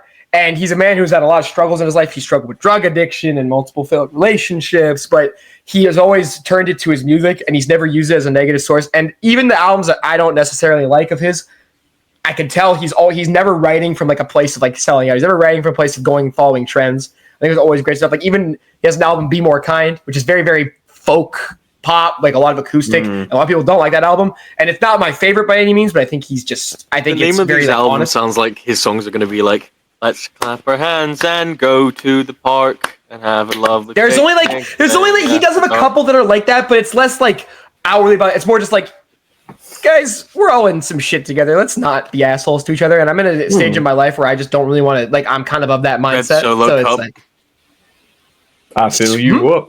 Let's I can't believe you referenced that fucking song. My favorite album of his overall is called Love, Iron Song, which is his first foray into like pure folk. Love, Ire, and Song, or Love, Iron Song? No, Love, Ire, and Song. I love Iron Songs. Okay. Love Ireland Song. Love Island song. Lonely Island. Anyway, Lonely Island, guys. Back to that. I'm on a boat, motherfucker. And my favorite song of his is off of the song "England Keep My Bones," which the album "England Keep My Bones." The song's called "I Am Disappeared." It's probably my favorite song of all time. There's a portion of that song at the end where he is just rattling off while it's very simple song on the guitar. It's just it's very simple, like one riff, very very quick, and he's just going on this soliloquy about this dream that he has about meeting with Bob Dylan on a side road and driving off into the sunset and just going off and being a nomad for the rest of his life. And it's one of the most beautiful things I've ever heard in my life. I don't know why it affects me so much as it does. It's probably my favorite song of all time. Love Frank Turner. Even though not all of his albums hit for me, the songs that hit for me with him are incredibly powerful to me. And I share it with my brother, which makes it very strong as well. So Frank Turner's my number 3. That's a shame. Cool and leading. Very good. That's a shame it's your favorite album. Anyway. All right. My number 3, huh? My number 3. I'll tell you what my number 3 is. Right? I'll tell you what it is. Fucking come with the state of California. California. Do not let this man near a school, folks. All right. Slow down. All right.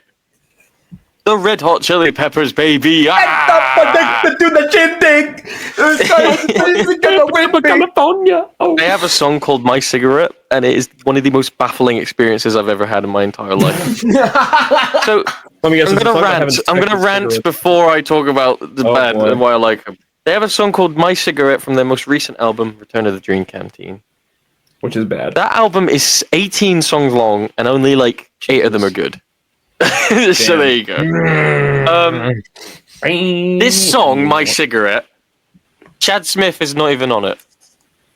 Chad Smith is one of the greatest drummers of all time, and they chose to use an 808 beat on this song. Ooh. That just tells you everything you need to know. All right, never mind. That's just it boggles the mind what they were thinking with this one. Anyway, is it the We're the Lads of Red Hot Chili Peppers? Ooh. No, because We're the Lads. Like, here's what I'll say: My Cigarette is not a bad quality song. If you forget it's Chili Peppers, you can enjoy that song. But like, The Lads is such a fucking letdown, man. I couldn't believe that was a real song when you actually. Later. All right, don't worry about it. There's only 2 entrants left. You just gave away your number 1. Shut up!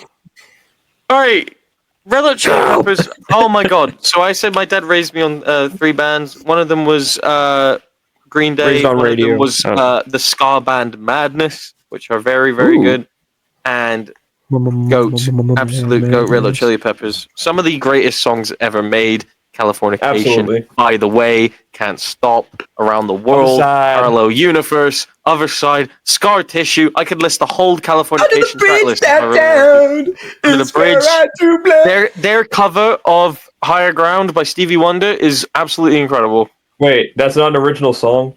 No. Shit. That's a song by Stevie Wonder. Shit. There's a part of the song where he goes, even Stevie knows I'm on the higher ground. He goes, sailing on the higher ground.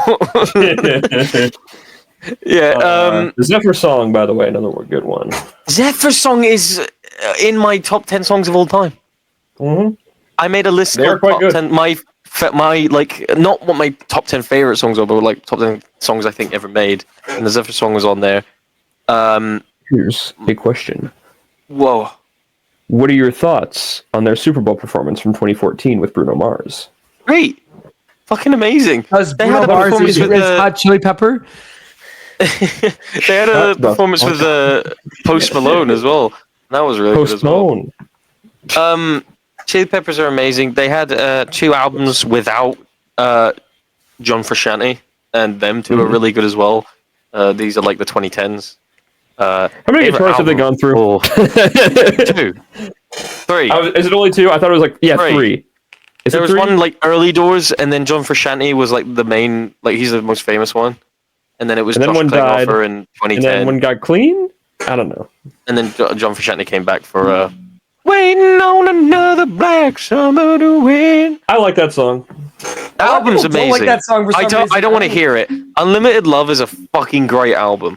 It is unbelievably good. White braids and pillow chair. I was about to say, Simon, that has white braids and pillow chair on it. With you.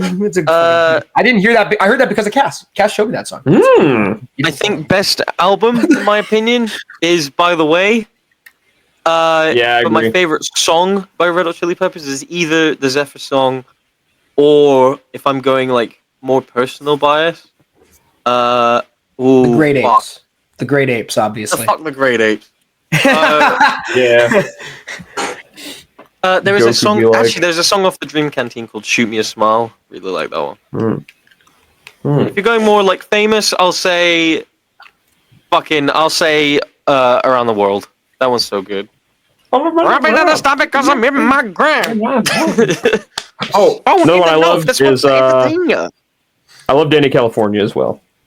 Oh God, I didn't even think about that was the first song. That was the first song I heard that from a cute Mario Bros video in 2008, bro. And when copyright laws were not. Stadium Arcadium is like it has like 3 or 4 like old-timer Red Hot Chili Peppers songs like that one. Tell me, Snow. baby, what's your story? Hey, No, really good. listen And to that Desecration sing. Smile is also very good. Look around. That's the album with Josh Klinghoffer on it. Look around, look around, look around. Yeah.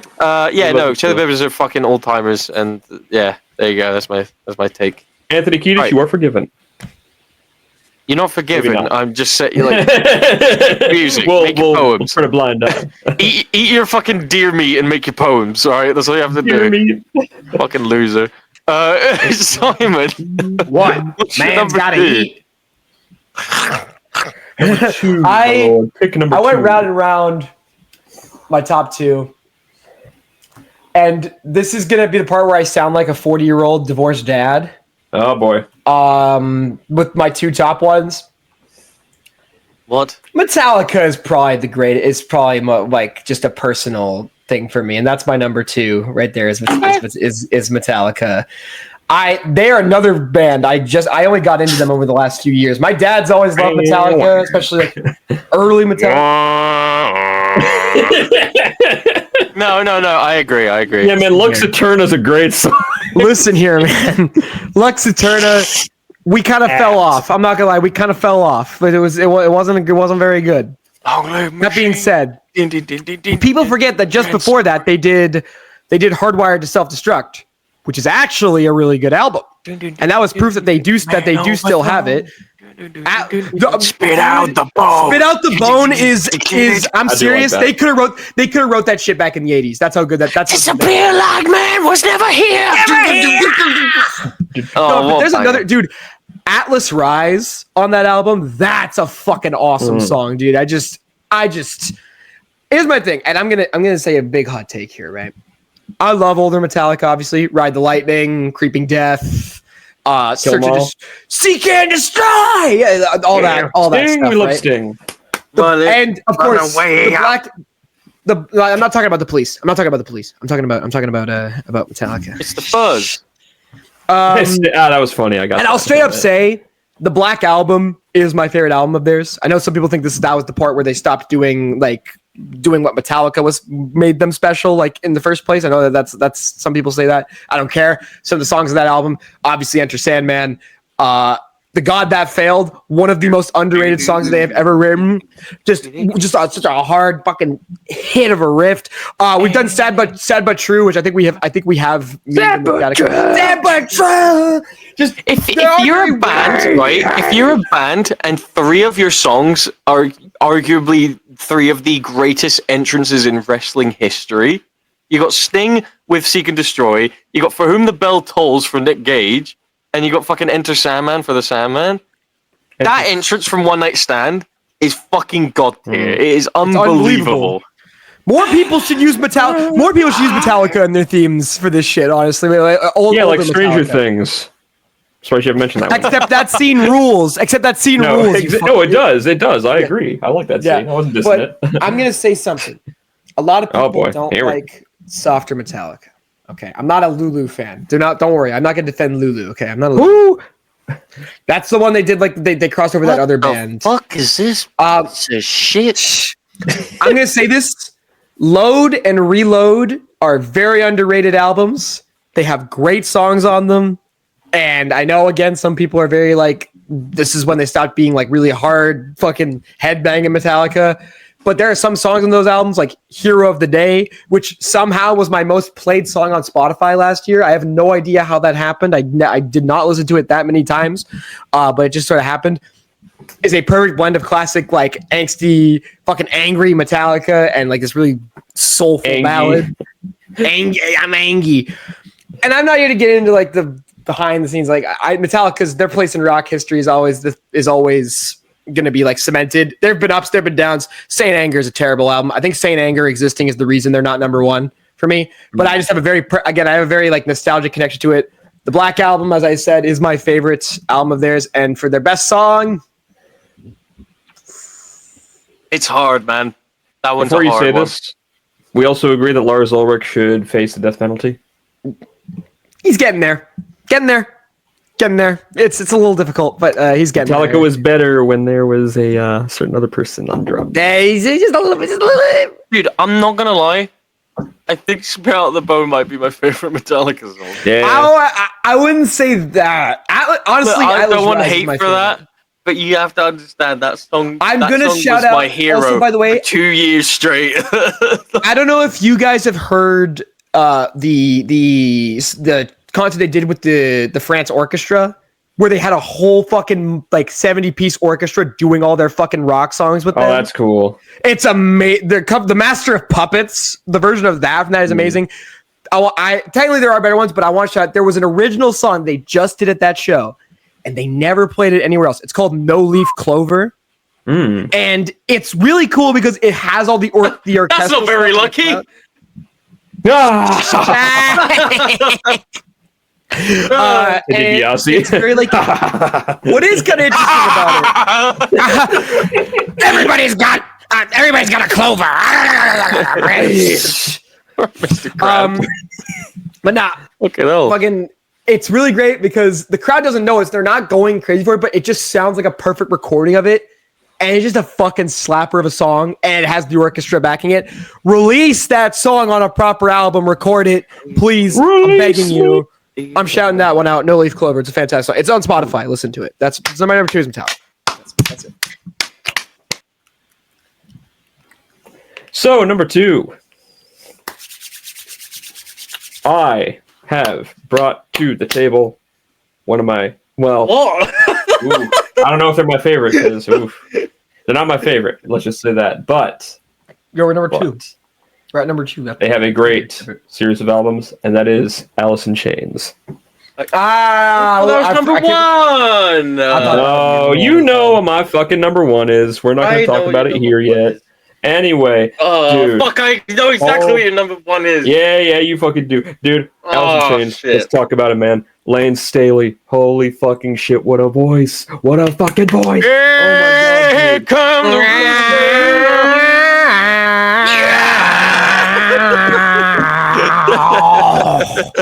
I apologize to every listener just now. Jesus Christ.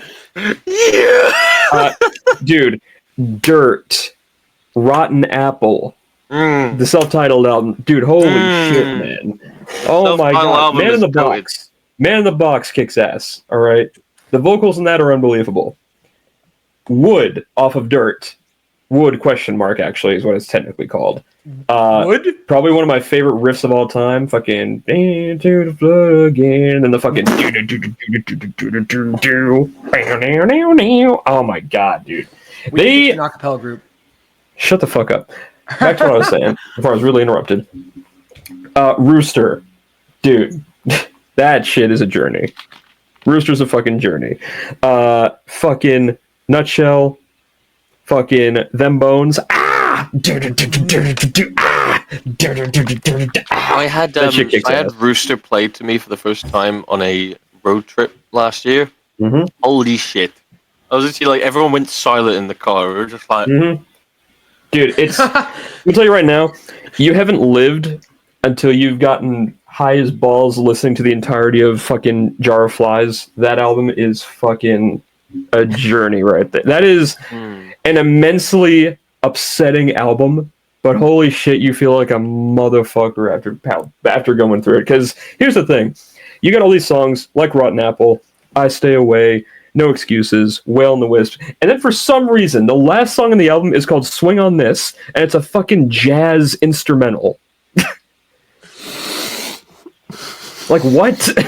What was with these grungy fucking deep metal bands going for jazz and like in the like I don't know. Every now and again, I don't cool as fuck. But no, dude, Rotten Apple is probably my all-time favorite song of theirs. That is a fucking mood. Right the fuck did you just Oh my god. Alice in Chains. Set him free. Oh my god, guys, I love Red Hot Chili Peppers. Oh my god. I can't be fucked. I can't be fucked to put you in the right place. I can't be fucked to put Frank you in the Turner right is one of the greatest Will you shut up? Shut up, child! I make it. I'm not so bad. For those listening, we just swapped places just now. It was crazy. It was just like the Jimmy Neutron episode where Jimmy and Sydney swapped. I think the other guy stopped streaming, so it fucked up everything. Oh, that's what happened. Anyway. Yeah, Alice in Chains is kick-ass, dude. Lane Staley is one of the most insane vocalists to ever live. His range is unbelievable. The way he's able to keep shit going for a long time, like fucking dude, in fucking Man in the Box, where he just goes, like holy shit, dude. I can't even do it justice. I don't even want to do it justice. Dude. In my ass. Holy shit. Yeah. I said. I also will say this. This might be controversial. But Hole? No. Their MTV Unplugged. God, that took me 5 Yeah, see, he got it. Fucking hell, man. Their MTV Unplugged, better than Nirvana's. That's a strong statement, Wyatt Payton. I'm sorry. I'm so sorry. I don't know about Man Who that. Stole the World from Nirvana kind of clears all that shit. Maybe. We don't know that. We don't know that. But I gotta say, man, the combination of Lane and Jerry Cantrell, their vocals together in that Unplugged is something you'll probably never see again. It is so good. I understand, dude. I love Nirvana. I do. They're not on my list, but their Unplugged is very good. It's amazing. It's legendary, maybe. But goddamn, man, watch that Alice in Chains Unplugged, because holy shit, Lane Staley did that when he was really fucked up, and he was also really sick at the time as well. And he plowed through it like a motherfucker. I could not fucking believe how good he was. Like Adam Driver, Megalopolis, just fucking. Yeah. Anyway, thanks for ruining my shit. Anyway, so. You are picking a fight, you motherfucker. You're the one who's interrupting my shit, you fucking... It's my bit! It's my bit! Yeah. I interrupt people! I think someone should let Alice free. She hadn't done anything wrong. Yeah, I agree. Alice in Wonderland. Anyway, one more thing I want to mention, too, about these people. It's a shame that Lane did not have a career in 2000s, because he did pass away in, I believe, 1994, 1990. No, it's 2003, actually, he passed away. He passed away later on. Sad to say, because he really could have been something really good if he had lived a bit longer, because goddamn. Whew, what a voice. That is my number 2. Pick number 2, my lord. I haven't listened to a lot of them, so I can't really comment, but... Like I said, man, listen to Jar of Flies. Amazing. I'm not going to get baked for it, because I'll probably have a panic attack and die, so, you know, that's... No, it's actually the opposite, believe it or not. You'll actually just be like, oh. My number 2, boys. Pick number 2, my lord. Number 1. Your number 1. Your number 1 is... No, I haven't said my number 2, boy. That was your number 2. Red Hot Chili Peppers was your My number 2, number 3 right? was Red Hot Chili Peppers. Idiot. Fuck. You suck. Number 2. My favorite He was rapper. too busy going, oh, My favorite wouldn't it be hip-hop funny? artist. My favorite funk artist. My favorite mood artist. Anderson .Paak, baby! Come on! Guys, look! This dude is incredible. Right. He can rap. He can sing. He can play the fucking drums. He's incredible. He could put Bruno Mars into crippling debt at the casino. Silk Sonic is one of the greatest duo albums of It's amazing. all time. It's fucking amazing. All time. I love it so much. It is fucking fantastic, that album, all the way through. The cover of Love's Train, fucking smoking out the window. Smoking out the window, baby. After last night, the Yeah, they had Thundercat on the bass on that song. Oh my god, fucking Shouts out Thundercat as well. He's fucking crazy. Anderson .Paak is so talented. This dude has been literally everywhere. He was the drummer for Eminem at the Super Bowl halftime show. The one with fucking Dr. Dre and Snoop Dogg and Mary J. Blige. And last time Eminem was good. That's crazy. Yeah, I don't know. I like the album last year. I like it. Bro. It was okay. Bro. It was alright. I like that song. Fuck blind people. That shit was kind of funny. I'm sorry, man.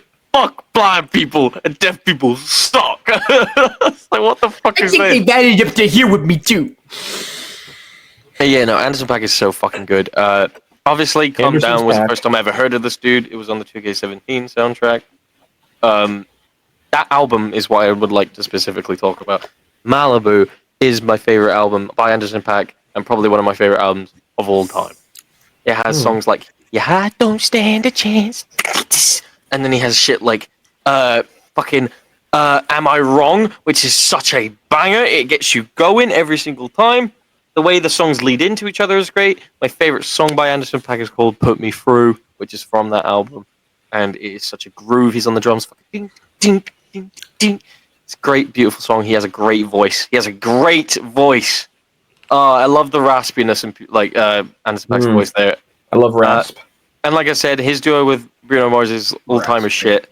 Like, them two fit like a glove. And I need more people to listen to Anderson .Paak. I want a new album from him. Please give me a new album. Please give me a new Sonic album. Just do one more. Nah, man. Bruno Mars is like 4.5 million in debt. What's going on with Bruno, man? I don't know, but that shit was so Sexy funny. Red. It was so shit. Have you heard that? Did you know? He made that one song with Lady Gaga, which is okay. He did the one with the K-pop star, Apathy, great song. And then he made this I don't know K-pop. shitty, I think I know. shitty song with Sexy Red. I think it's called Fat, Wet, and Juicy or something along those lines. See, guys, It was the song so is bad. about pussy. The song was about vagina. Remember when Shawn Michaels said, called her baby girl? Oh my god, dude. I never felt So like you're telling picture me more in the my song is about vagina? Tell me the song's about vaginas. That's what Shawn Michaels would say. Do you know what you look like, Simon? You're like, why am I upset? I'm a serious Shakespearean actor, and I'm talking to the ambassador of the fucking worm people. What? Have you never seen that? It's like What is that? It's like a skit where they're talking about Patrick Stewart in Star Trek, and he's like, Oh, "What's wrong, Captain? What's wrong? I'm a serious Shakespearean actor." That's weird. Oh, yeah, no. Shout Anyway. out Anderson .Paak. I love that man. Anyway, number one. We made it. Now I already know what Whites is, so I'd like White to go first. Alrighty. Everybody. Also, and their because mother we've knows talked about them on the pod before, so We have talked about them before, but I'm gonna call it right now. Linkin Park, baby, is my. There it is, and there it is. There it is. You know what, man? No one hates Linkin Park more than Linkin Park fans because holy shit, these fucking idiot fucks. God damn it. Meteora comes out, or Hybrid Theory comes out, Meteora comes out, two amazing albums, right?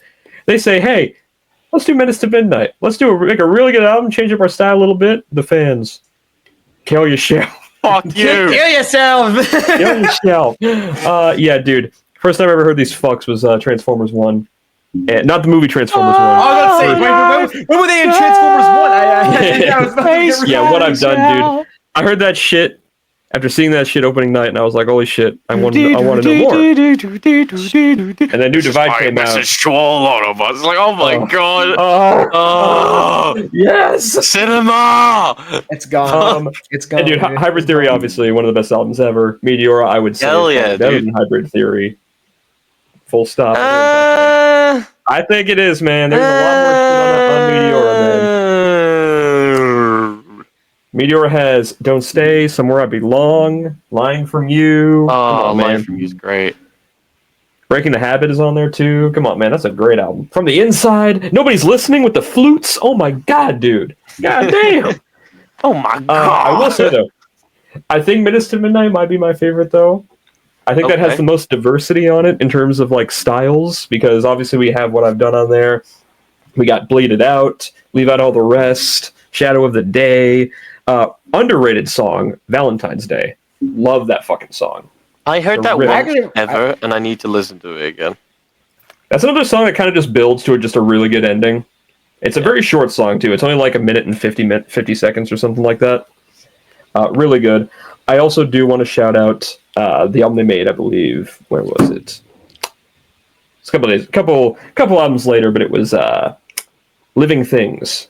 That was when their big genre shift happened, where they said, hey, what if we just did synth and nothing 2017? else? Was this the 2017? No. 2017 was One More Light, which people fucking hated. That's what I was gonna, because I knew there was an album that happened with a shift that people fucking hated. Well, because One More Light was pretty much, it was mostly collabs, and it was less Mike Shinoda, more Chester, and it was very light on rock. There was like no rock at all. It was mostly piano, mostly very somber stuff, and the fans fucking hated that because, oh, this is a Linkin Park, this is gay and stupid and all that shit. By the way, it came out the same year Chester killed himself, so maybe that's maybe the fans just saying you guys aren't saints in that whole thing. Fuck you.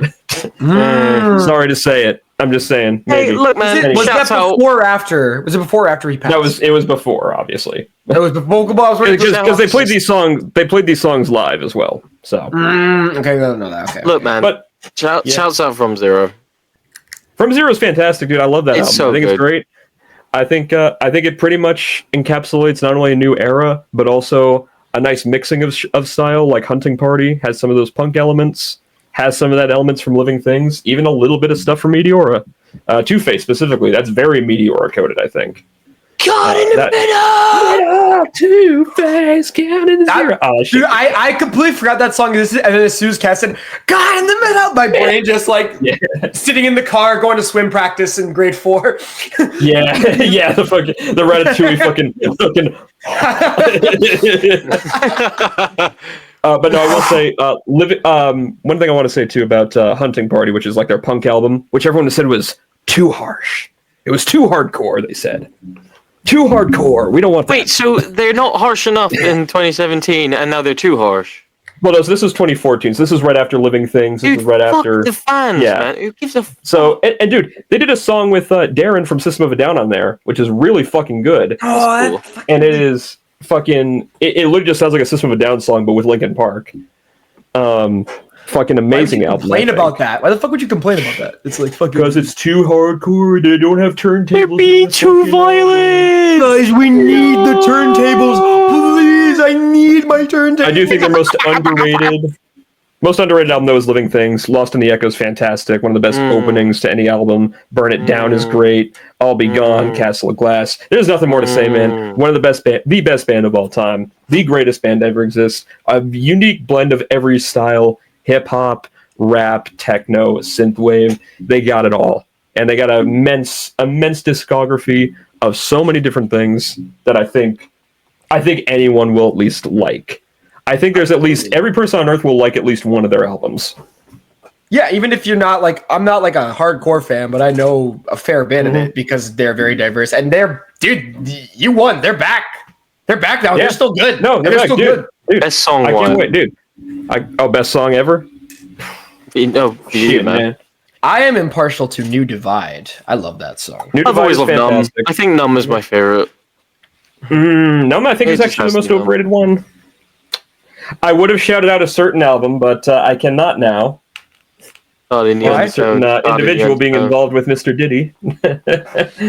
Good old Jay-Z. Collision Course. Look, I'll shout it out right now. Look, for what it's worth, Collision Course is a terrific... Hey, separate the art from the artist, man. I always do that, all right? Look, Collision Course. Jay-Z is a piece of shit. Fuck him. Full stop. Fuck him. But Collision Course is still one of the best collaborations ever made. Like, fucking Numb / Encore is amazing. Fucking, where's my fucking Frappuccino? The fucking, yeah, dude, that shit kicks ass. That's how one of the songs starts. I forget which one it was, but it's just Chester going, I want my Frappuccino. Where's my fucking Frappuccino? It's just really funny because it's like, what does this mean? Who put this in there? Why did you? He has no idea, guys. Give me a second. Okay, favorite song though is shit. I don't know, man. I don't know, man. If you've seen this shit. Right pocket. You know what? I'm gonna say it.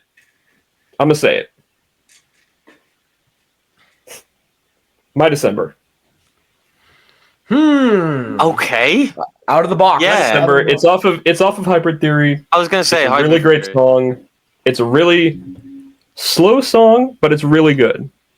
And it's, I think, a little bit of a precursor to how they kind of mix their genres up later on. Hey, man, look, it's also, sometimes the slower songs are better, man. That's all it is. Yep, exactly. It's a terrific winter song as well. Obviously, My December, but works great with snowfall. Like, if it's just slightly snowing outside and it's, like, evening, go for a walk, listen to that song. Best feeling in the world. Very Bleeding Out Here to this song would go crazy. That's all I'm saying. I knew slowly playing to this song would be awesome. No, That's what you just said. It's like a really cool snowy area with like a cool like light backdrop, and it just goes. Blade Runner 2049. I want to bleed out here. Blade Runner. Yeah, Blade Runner. Exactly. We're just like.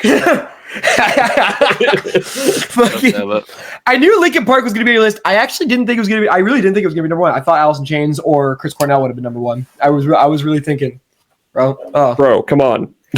Well, you talk more about Chris Cornell with me than you do Linkin Park with me, anyway. Because Linkin Park is a personal matter. Because Linkin Park, you don't need to talk about. You know they're good. You know they're good. Yeah. No, you don't need to. We know Chris Cornell. Objectively speaking, too. Sorry, they don't have a bad song. They've never made a single bad song. Sorry. I don't believe Linkin Park's ever. I was actually trying to think of one, but there isn't one. Exactly, you can't. That's the thing. Like maybe it's not for you. Yeah. Like, no, I get it, man. I get it. That's a good number one. Well, we know. Can't wait to see him. Yeah, I'm gonna just get mine done because neither of you will agree. This is complete personal bias. I don't believe this is the best band era. Cass, you don't need to worry about us judging you because we're the lads. Yeah. Fuck you, man. I can't believe that shit. He knew it. I knew it. I don't, man. Have you seen this shit? That's my dog. Christ above, man. Have you seen this shit? The Kaiser Chiefs. It's so funny. My recent Transformers. Man, I know, man. If you seen this shit, it's like the worm in the sand. Reaction to ever have a Decepticon. Right pocket. Hey, the whole plate. The whole plate. Right. The Kaiser Chiefs, baby. They're my pick, baby. I love Kaiser, man. I love Kaiser. What? What do you want?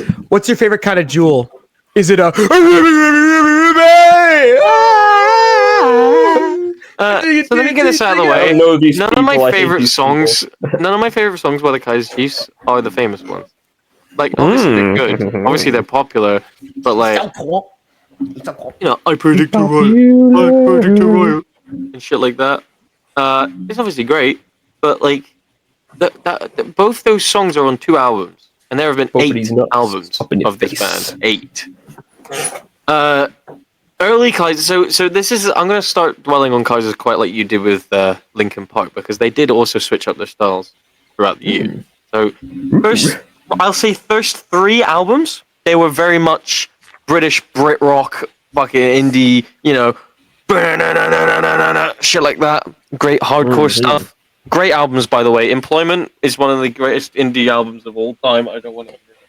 Employment, which Simon is not in. Not in. That's true. For another 2 weeks. That is true, actually. 2 more weeks. Hey, you got this, man. You got this. Employment is, I think, quality-wise, the great. That is one of the best albums. But yours truly, Angry Mob, is my favorite album of theirs. That includes songs like Ruby, Everything's Average Nowadays. Fucking Heat Dies Down. Everyone needs to listen to Heat Dies Down. That is a great song, and no one's ever heard of it, and I need people to listen to that song. I ain't never heard this. Off with Their Heads also great. Like I said, they're very hardcore. And then this point, this very cool gimmick, by the way, I'm going to talk about this. They had an album called The Future is Medieval, or at the time I think it was called Start the Revolution Without Me or something like that. They had this gimmick where they released 20 songs, and you could pick 10 of the songs from the website and buy it as an album. Like, you could structure your own album out of the 20 songs, which is pretty cool. A year later, they said, hold on a minute, this isn't a good idea because that means half of the songs won't be bought and will be sitting on the website without having been listened to. So they said, fuck that, and they made a huge 22-song long album. That's like their Stadium Arcadium. You know what I mean, Wyatt? Like, there's some good stuff. It's too fucking long. I'm not listening to that album. Exactly. There is one song from that album, though, which is one of my favorite songs by the Kaiser Chiefs called Man on Mars. It is very good. You talk about songs you want to bleed out to. That's the song I want to bleed out to. Notice how I didn't say I want to bleed out to the song Bleed It Out by Linkin Park. Here we go for the 100th time.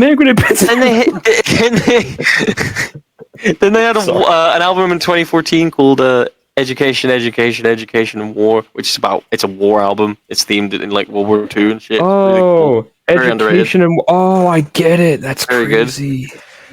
Then out of nowhere, out of fucking nowhere, they replaced the drummer. And the drummer was an essential part of the Kaiser Chiefs. He was like a second vocalist, pretty much. So Nick Hodgson leaves, and they get this new guy called VJ, and they become this pop band. They become this alternative fucking band. And like that album's really good, but I get why people said they didn't like it. It wasn't the same kind of style. I thought that it was really good. Milk will agree with me. There's one song called Press Rewind. It is nothing like the Kaiser Chiefs original shit, but it is fucking fantastic. That's one of the few songs I downloaded because you told me to listen to it. It's great, man.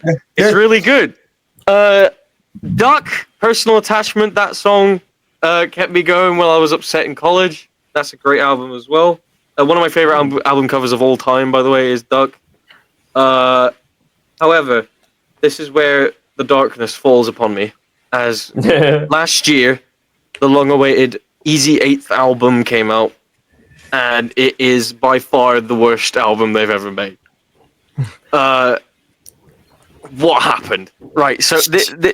How did this happen? Great. How do we stop this? How do we stop this? What can we do? There are some good stuff on there. Like Job Center Shuffle is a song I use for my intro song, and it's like quirky. It's very like, I don't know how to describe it. It's weird, and I like weird shit.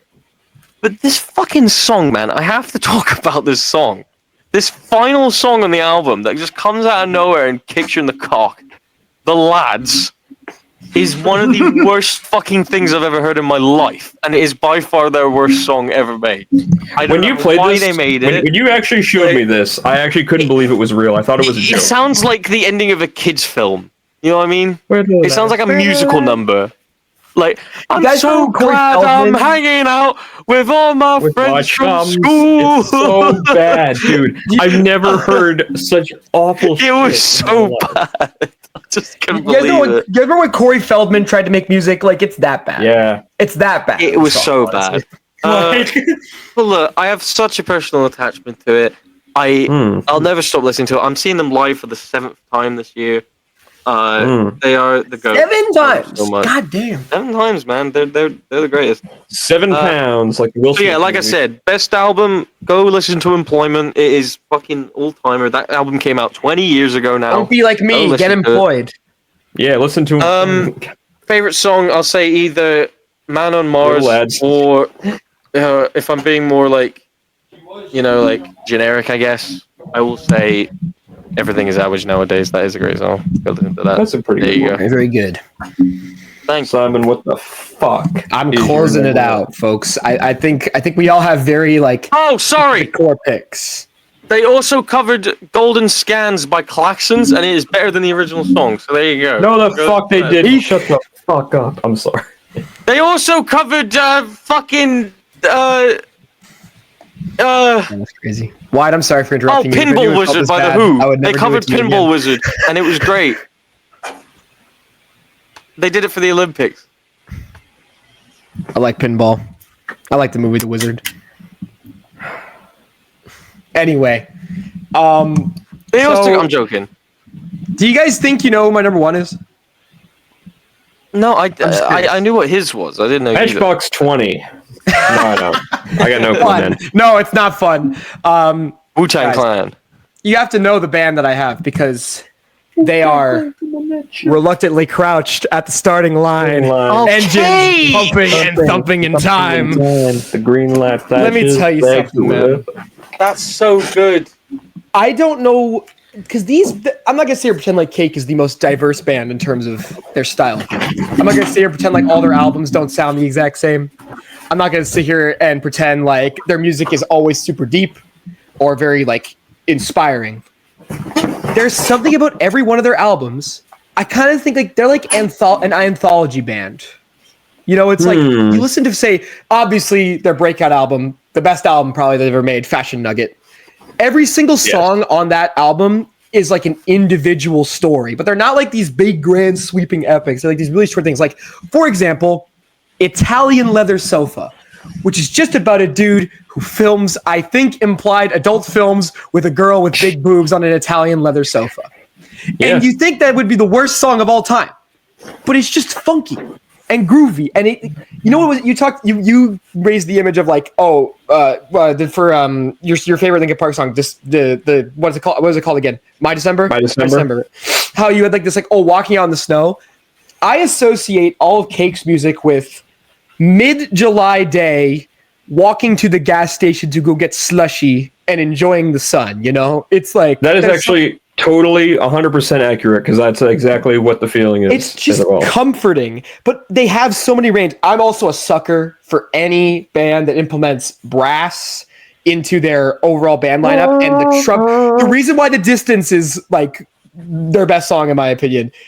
There's something about, like, even though the lyrics are already like very fun and it's painting this picture, when the trumpets pop in for the chorus, it just sounds like inspired. That's a workout song right there, which is funny because that song, I think the whole point of that song is that the guy in the song is actually pretty lame. He's not actually that cool of a guy, but the song just rules. So you just kind of roll with it anyway. But even on Fashion Nugget, you have such like weird, peculiar little story songs like Race Car Yayas, Stick Shifts and Safety Belts, Nugget, Sad Songs and Waltzes, She'll Come Back to Me. These are all, and there are two covers on this. Of course, I Will Survive, which is arguably on par with the original I Will Survive. Daria as well, another great cover on that album. And then Friend is a four-letter word, which delves into more of like a darker side of it, like talking like this very like vindictive undertone to it, talking about this person that like betrayed them, and that's just their first album. Dude, chocolate cake, bro. The idea of dark cake is very funny. Just like the idea of them being serious is very funny because they're just like, oh, we're red velvet cake now.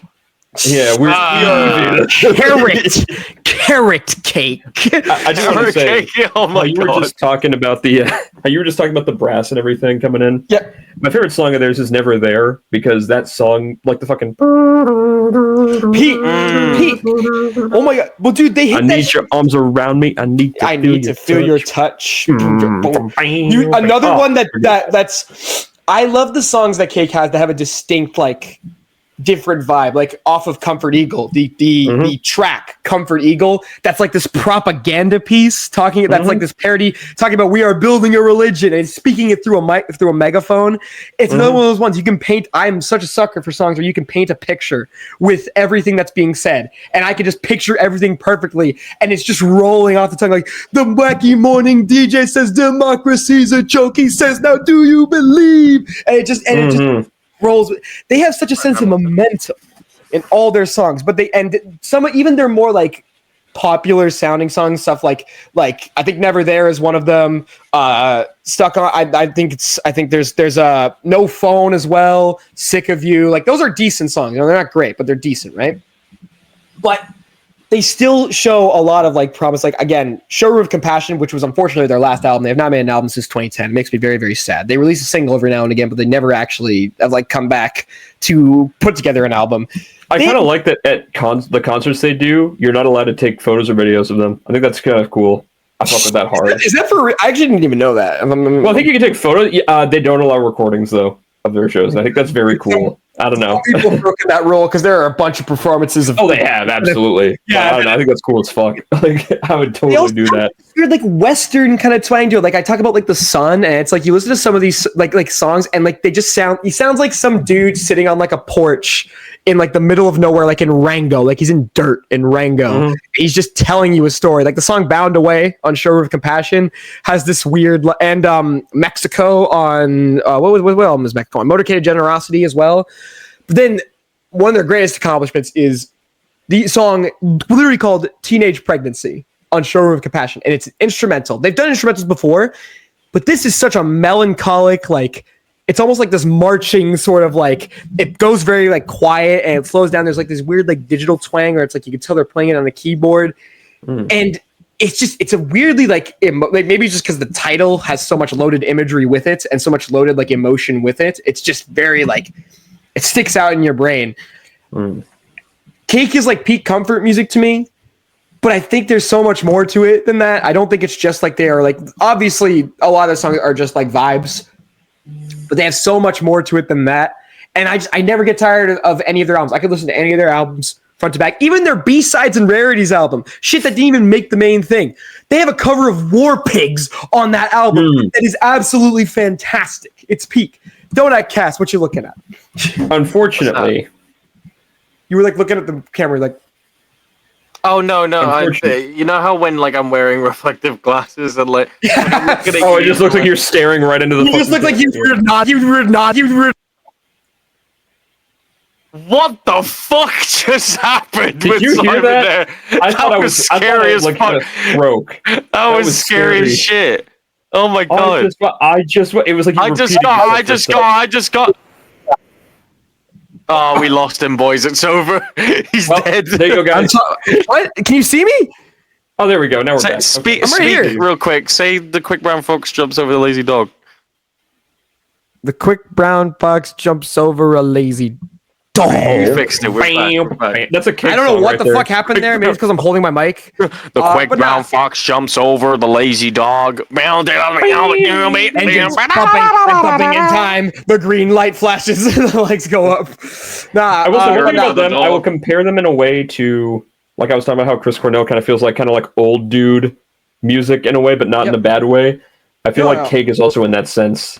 I feel like their music is washed up losers. Yeah, exactly. They're old and washed up. They look like shit. He's going the distance. Oh man, he's going for speed. So yeah, if I have to pick, I show speed. If I have to pick a favorite album and favorite song, I'll say Fashion Nugget, and obviously The Distance is my favorite song, and there's another one of my favorite songs of all time. But like, I think they're so much more underrated than just being like a vibes band. And I hope one day they come back and make some new music. I know they do live shows still, but I hope that they make some new music because I would love to see what they can. Everybody loves Cake. Everybody loves Cake. Well, parfaits. Everybody loves parfait. You get some parfait. You know what I mean? Nah, it's Cake. You know what? Everybody likes parfait. I don't do a lot of concerts. But it is on my bucket list to see Cake live at least once before I die. I've heard they're great. I just want to see that shit. So yeah, I like Cake too. That's the list, baby. Hey, you know what? Cass has seen Kaiser Chiefs 7 times, or will be seeing them 7 times. I'll be seeing Linkin Park this year. You have to see Cake this year. So there we go. I gotta check. Are they coming to Canada? Are Cake coming to Canada this year? They don't play in Canada. They're actually outlawed. I think we should end the pod. I agree, guys. like not the episode, just end the pod. Yeah, end the pod too. I agree. Just throw this shit away, man. Hey, I want to say this to everyone. We have some breaking news we must address. What's up, man? Well, actually, first up, before I say that, we're going to have a poll on Twitter. Oh, shit, wait. I need to reveal the... what's the best band out of the 3 that we chose? Yeah. What's the best band? Anyway. Also, here comes the poll from last week. Oh. Okay. Shit. Do you want me to say the breaking news first before we do this? Well, what's the breaking news? Hit me. David Howard Thornton plays the Joker in a fan film that has just came out today. A new fan film? A new fan film. Oh, baby. Plays the Joker. And it's apparently it's inspired by Death in the Family. So whoa! All right, dude. All right, I'm locked in. That's probably a little frisky. Anyway, Oh my poll, God, guys. right. This week's poll is... What was it? I don't remember. What you do? So the poll on last week's episode was, what do you think John Cena will do for his final match? So we have 2 in second place and 2 in first place. We had 4 votes on this one. So thank you for voting. Thank you for listening, first of all. So second place, Ryback and Randy the Viper Orton. So sorry, guys, you're not going to have the last match. Good. In first place, with 2 votes each, is either me, hopefully, or Carlito. So there you go. Well, it's gonna be one of the 2. I want to thank the General Public for voting me to be the last match for John Cena. Very good. Thank you, good button, bruv. He should stuff an apple into my mouth, and then I spit it back up at him. You should shove an apple into my mouth. This is the You craziest. shove an apple up your ass. Anyway. Shove an apple into. I'm gonna shove an apple. I'll show you an apple. I Guys, insert an apple into her Hey, face. apple. look, I'll be honest. This shut the fuck up. I'll be honest. We had another segment planned, but this has somehow reached 2 hours and 10 minutes. So we're gonna call it here. Did not expect that. I'll put, like I said, Q&A, 2 things. First of all, what do you want us to dub?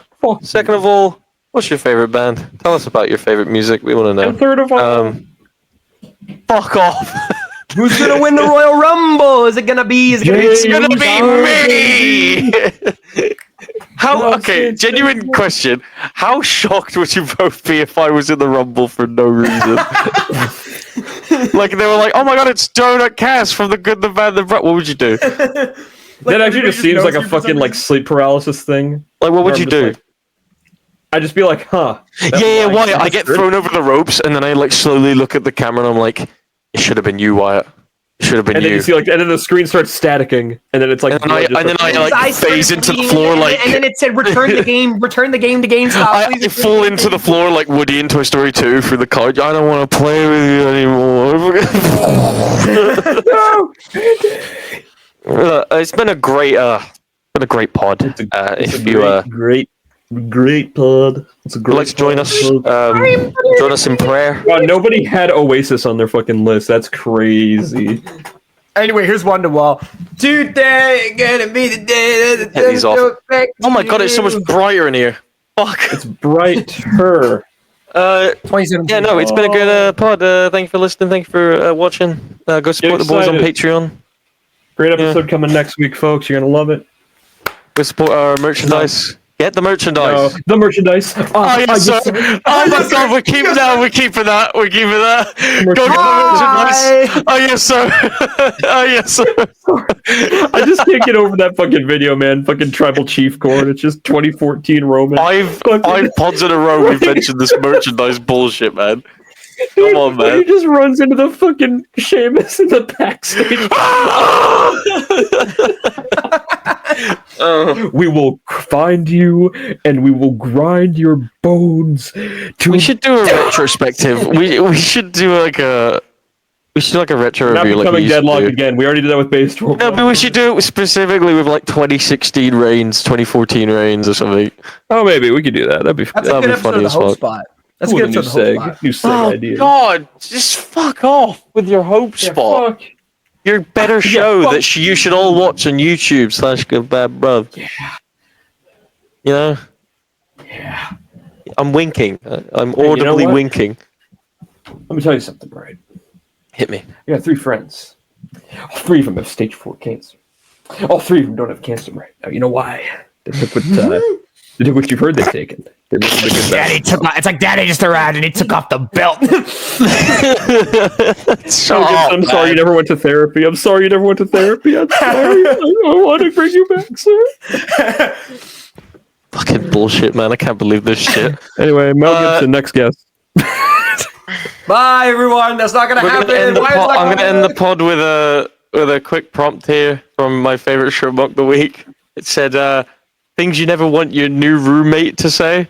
Or I think I already told Wyatt this thing. Yeah, living with me will be like watching Friends. You seen the one where Joey murders everyone in his town? That is pretty funny. And then his eyes start bleeding and the screen starts going static. And then he goes, "It should have been you, Wyatt. It should have been you." And then he falls through the floor. And he's like, "Oh." And then SCP-900. What's SCP-900? I said 900. I want to find out. This is how we're ending the pod. SCP-900. What is it? What is it? Let me have a look. Ooh, wait! This is cooking! Oh! Wait a minute. Hold on, wait, this is kind of cool. SCP-900 is a partially submerged city located in the Pacific Ocean. It's an entire city. That's fire. Oh, it's real. That's awesome. Look, it's real. People have claimed for this to be Atlantis, but others say no, it is simply a city that got dropped after a volcano erupted. What am I reading? This is awesome. Dude, SCPs are like stupid and shit, like the whole like culture on YouTube with like Huggy Wuggy and all that shit, yeah. But like, I kind of fuck with how many there are. There's like, it's like Pokemon. There's like 1,000 SCPs on this website. It's really cool. Anyway, people like want to make movies of this shit. Yeah, dude, we're getting that Michael Bay Skibidi toilet movie. That's Not a real anymore. thing. Copyright got in the way. Oh, honestly, Fuck you, seeing Val. Skibidi Biden made me never want to see Skibidi Toilet outside the internet ever again. Honestly, I No, Bay can do it if he wants. He can do it. He could probably work. I don't want to see Skibidi Toilet with the Put two yellow things filter. that the internet hates together, and you get peak. that is true. We should put Wyatt Speaking in of peak. The Good, the Bad, and the Bruv. That's two things I hate. Alright. Yes, sir. End the pod. Wow.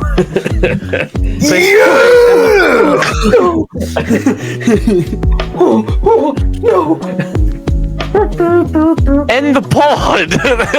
Oh, shit. Fucking hell. All right. End it. Simple fix.